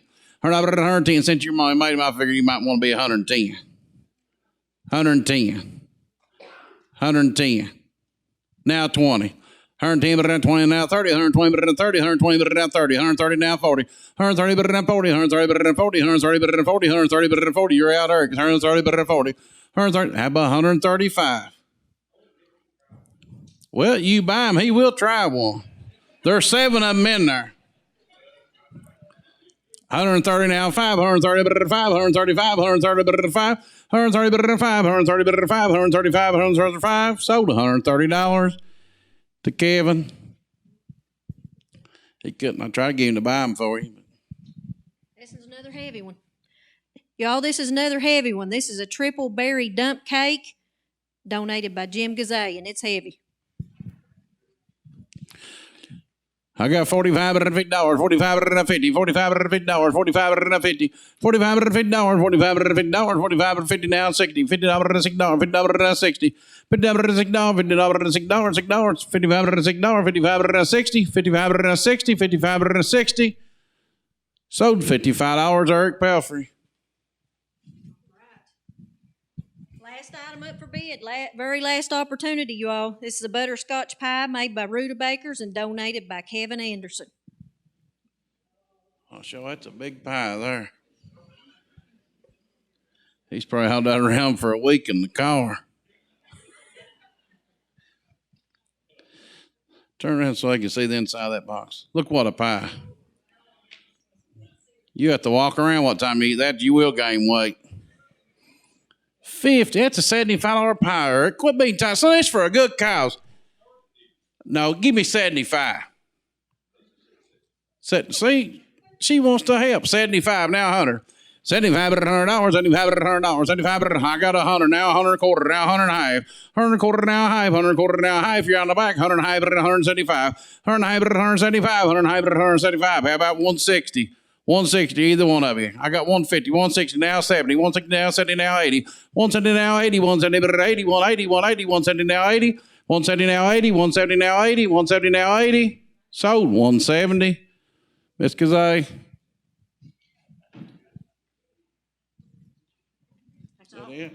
That's all the sweets for tonight. Thank you. I appreciate you. I'm hungry. Donnie Keaton, you're going home hungry. That's what Alonzo says. All right, let me get my mic resituated here. And I'd like to welcome to the stage Brandon Smith and Sid Allen, our candidates for our House Senate District 30. And while they're making their way to the stage, I will read you the question that they were sent to ask, or to answer, I'm sorry. How does your platform support the national platform of your party? How does your platform support the national platform of your party? And first up will be Brandon Smith.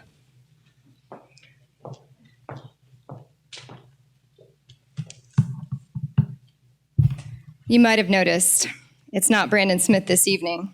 Sorry about that. He is the better of the public speakers in our family, but he is at a commitment in Lee County this evening. So I'm Laurel Smith, I'm his wife, and I'm here representing him. Can everybody hear me okay?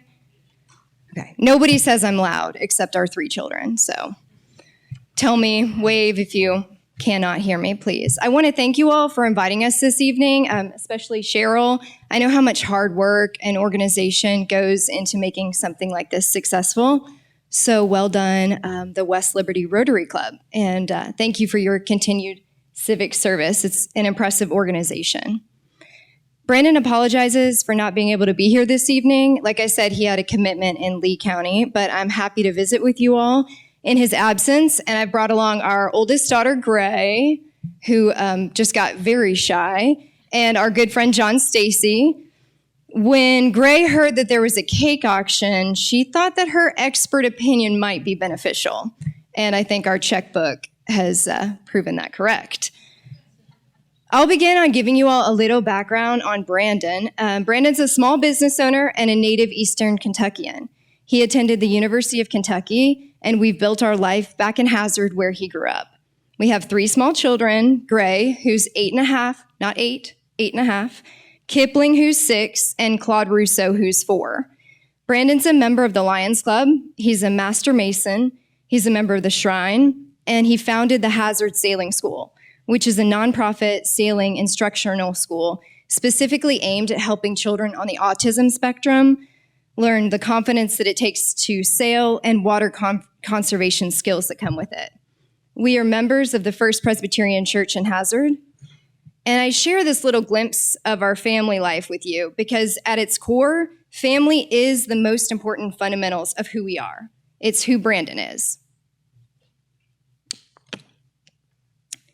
Brandon began his public service as a city commissioner. After that, he served in the House of Representatives until he was elected to the Kentucky State Senate.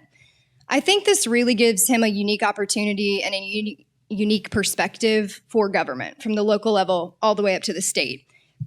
And he's worked across party lines with being in the majority party in the Senate, and he was in the minority party of the House. So it really allows him to get real results. In January, the state completed their redistricting maps, which changed Brandon's Senate district to include the beautiful county of Morgan, as well as Breathitt, Estill, Lee, Leslie, Magoffin, Perry, Powell, and Wolf. Whew. It's a large district, but I would venture to say it is the most beautiful part of the Commonwealth, especially this time of year. In the Senate, Brandon serves as the chairman of the Natural Resource and Energy Committee.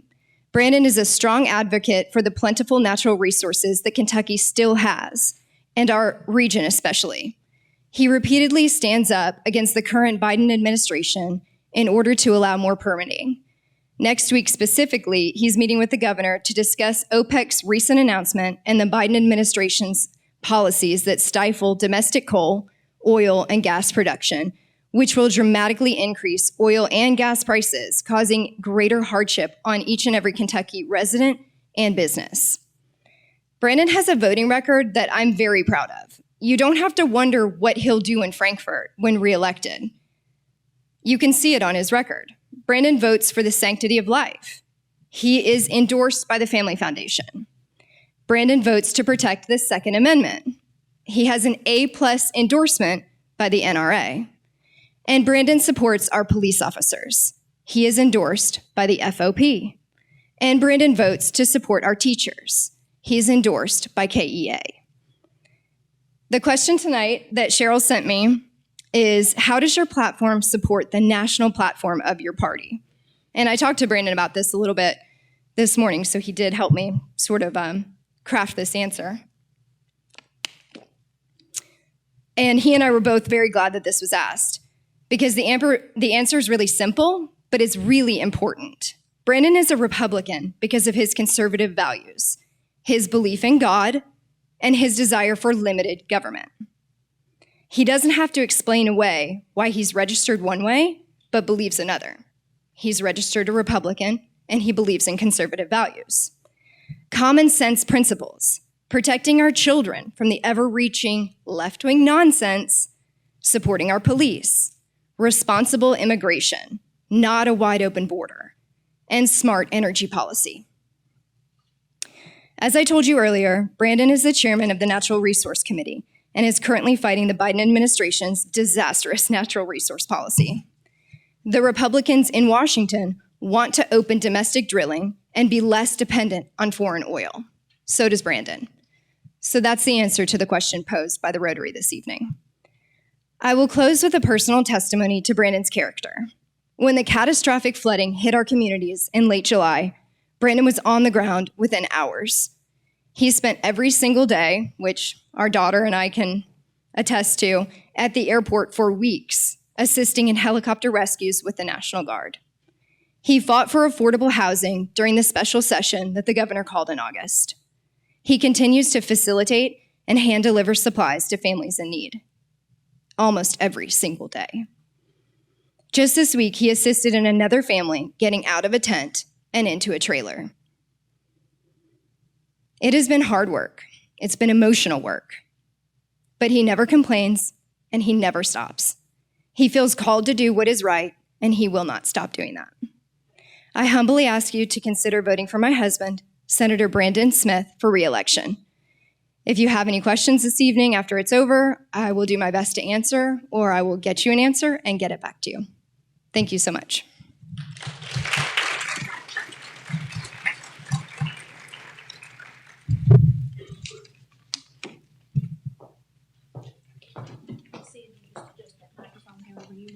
I think it'll be fine. Can you all hear me?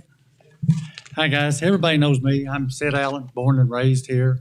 Went to school here, graduated here. I raised 3 kids here. They went to school here. Actually, the last one is graduating now. I've run successful businesses. I've worked for the state. I actually working now for a digital platform company that does wholesale for wholesale for the automobile industry. The question here they're asking about the national platform, how do I stand? I'm not conservative. I'm more of a common person, middle of the road guy. I'm pro-life. I've always been pro-life. The bill that's going up now has absolutely no exception, though. I do believe in exception with rape and incest, the life of the mother. Outside of that, no, I'm pro-life. I'm pro-guns. I hunt, got guns, might even be one in the truck, I don't know. I don't believe in having an AR-15 fully automatic to go deer hunting with to shoot 200 rounds a minute. But if we don't hold our ground, they will take other rights away. So I'm pro-guns. I think it's, I believe in that. Also, I want to support our teachers.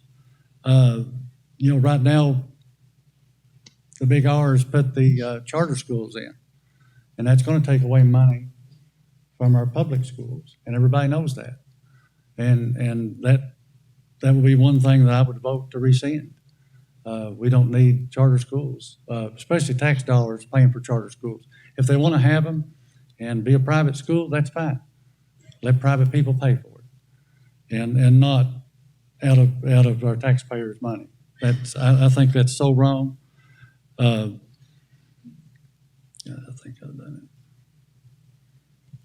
it. And I'm with everybody too. I think we need the border needs to be closed. I think that if you want to come here legal. I don't believe in just letting them roam wild. And no, I'm with you. I'm like Dave. I can work with anybody. It don't matter if you're Democrat, Republican, Independent. I'd be glad to work with you. And I think that's what we need back down there, a little bit more common sense. People, the middle of the road people, and not just one side or this side, and all the time fighting. We need somebody like me down there who really don't care who you are. We'll work together. I appreciate your all's vote, November the 8th. Don't forget. Thank you.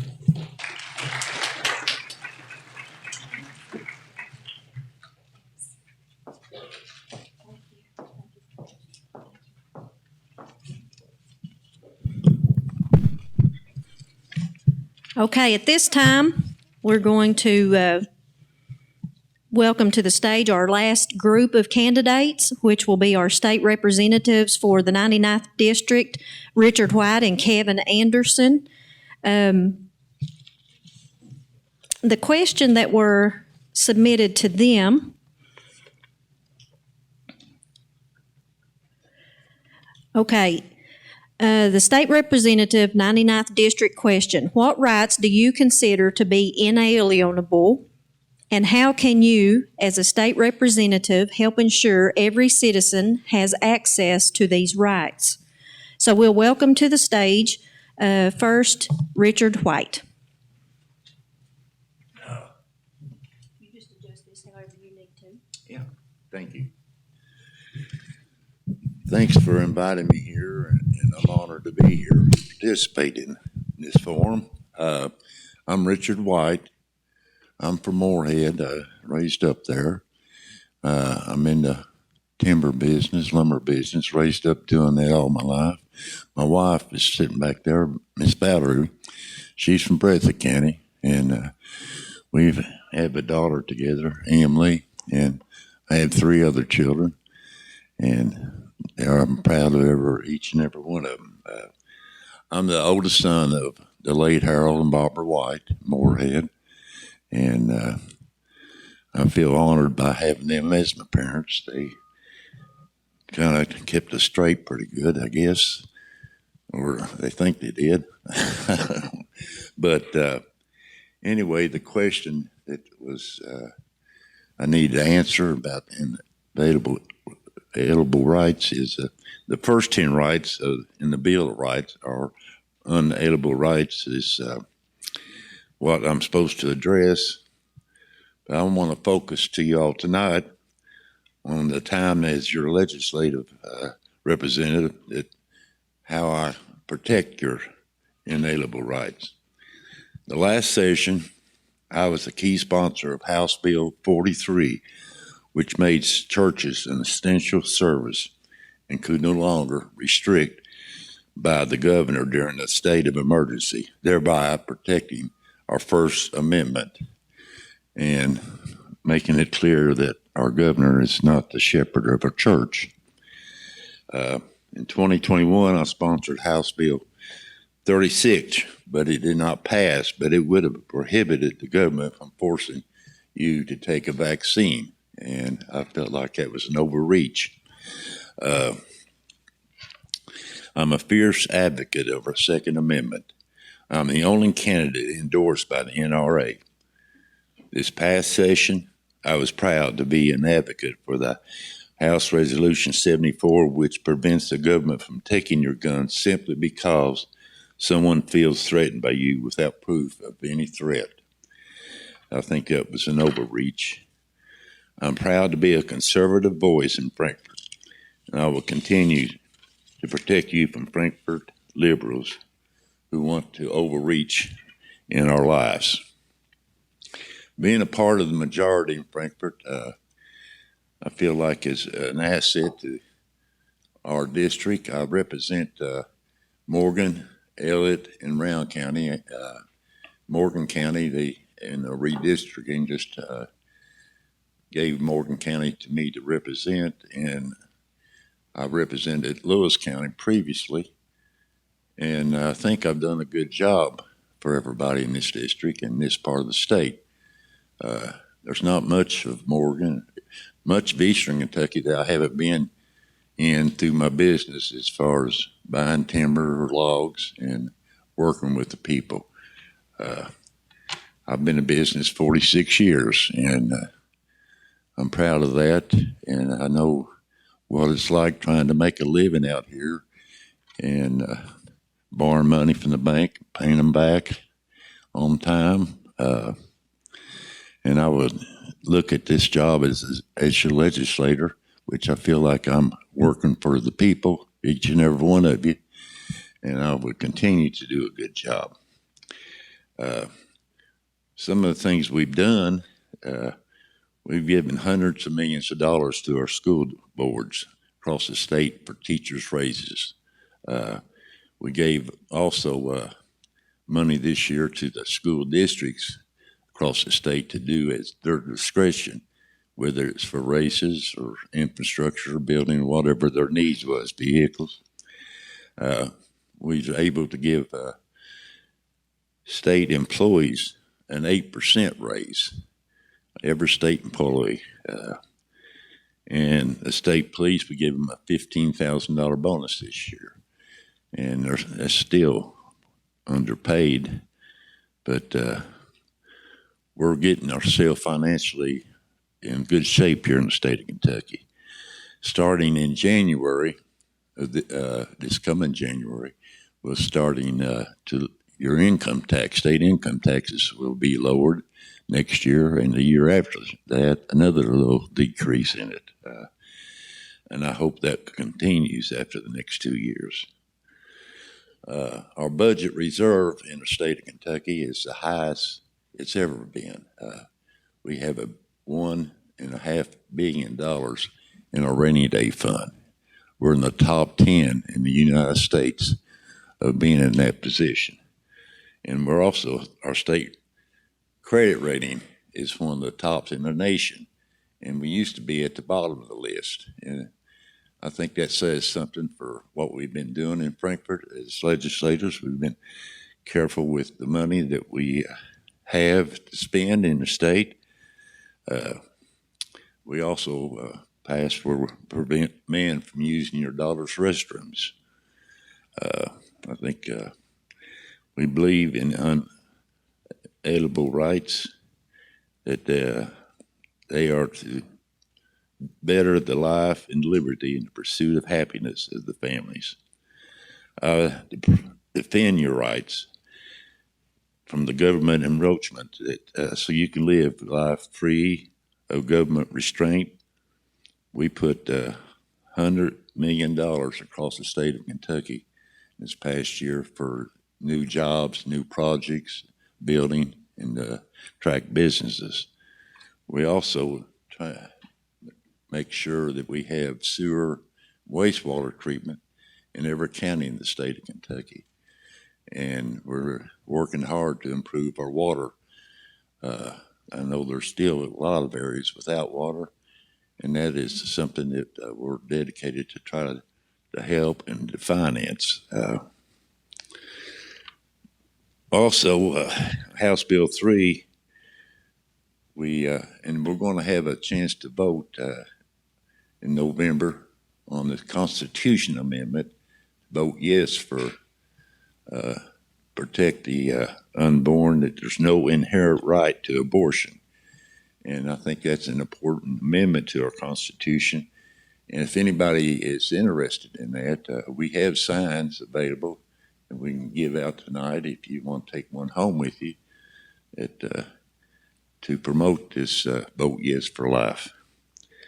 I was proud to be endorsed by the Realtors Association of the state of Kentucky and the State Chamber of Commerce in Kentucky, which I felt very honored. I think that shows that, I'm a businessman, and I look at my job as a legislator as running a business. I was endorsed by the Right to Life group. I think that life begins at conception. I'm against abortion, and I was very honored to be endorsed by them, and also honored to be endorsed by the Fraternal Order of Police in the state of Kentucky. And I hope that gets me somewhere. If I get pulled over, I don't know. But the Citizens Against Domestic Violence and Animal Abuse has endorsed me. And also the Family Foundation of the state of Kentucky.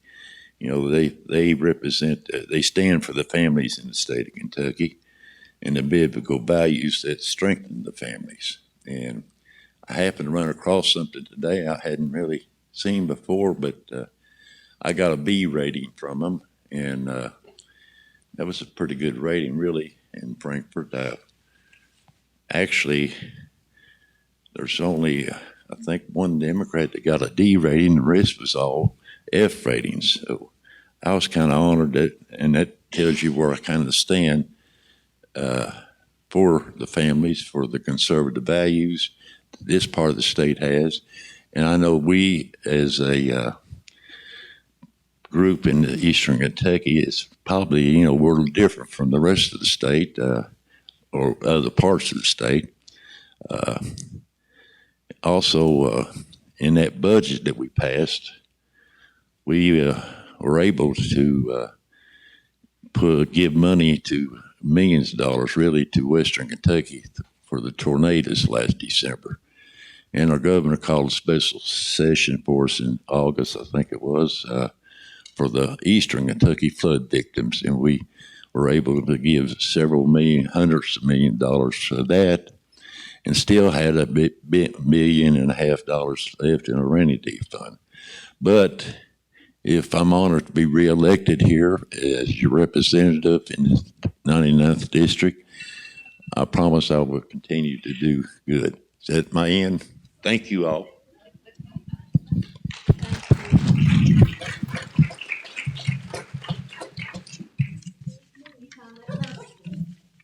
You timed that perfectly. really, didn't you? I guess I did.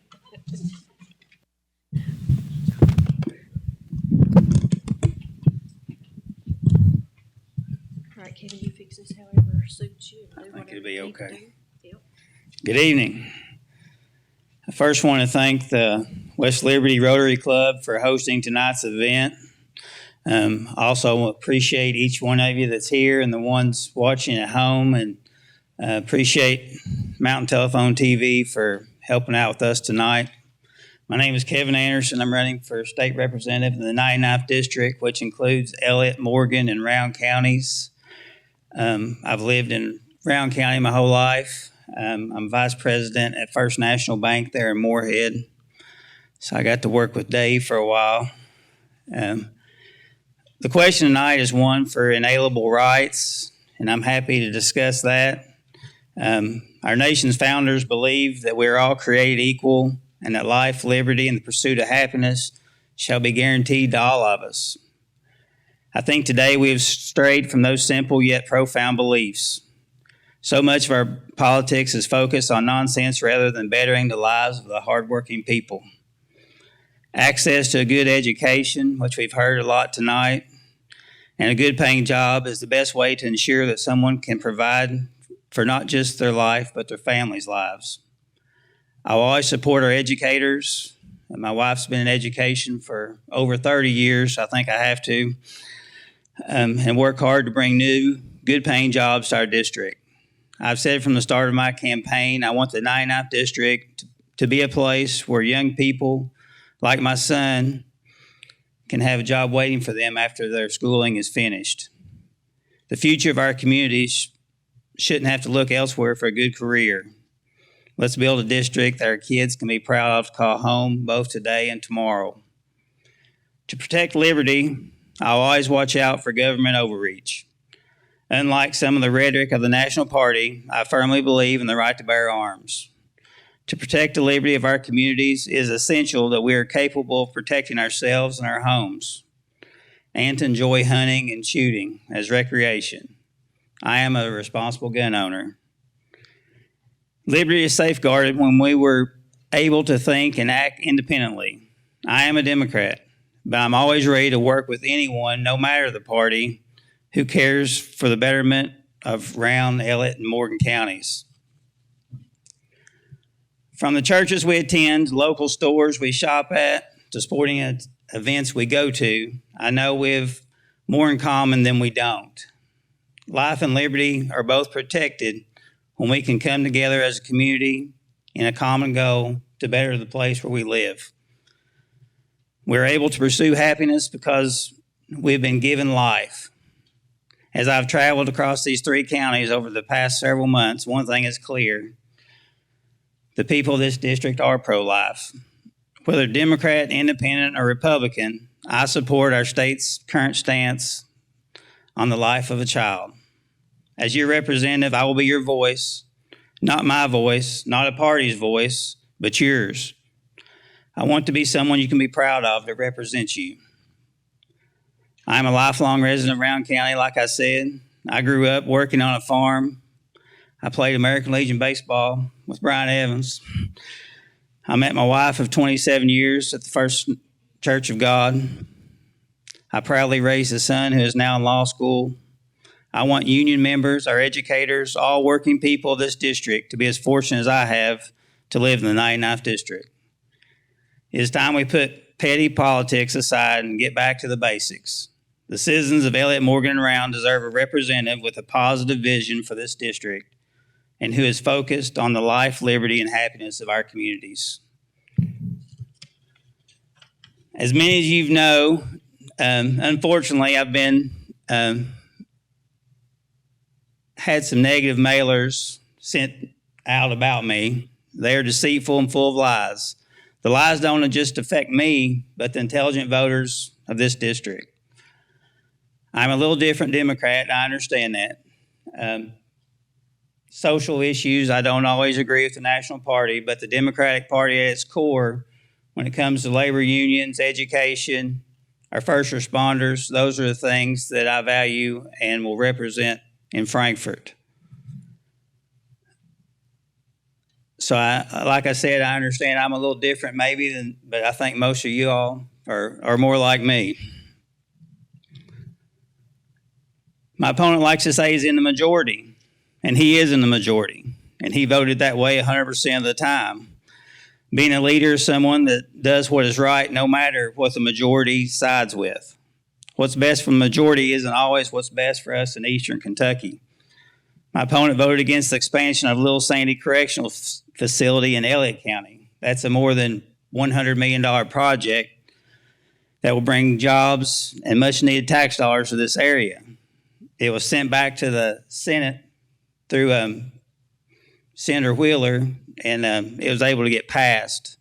I'll never vote against the betterment of this district and bringing good jobs to our communities. My opponent also voted to cut unemployment to our union laborers to 12 weeks from the 20 weeks they had before. I'll always vote to protect the rights of our working class. If you want someone that is honest, a man of integrity, and someone that will shine a positive light on our community, please vote for me on November 8th. Thank you.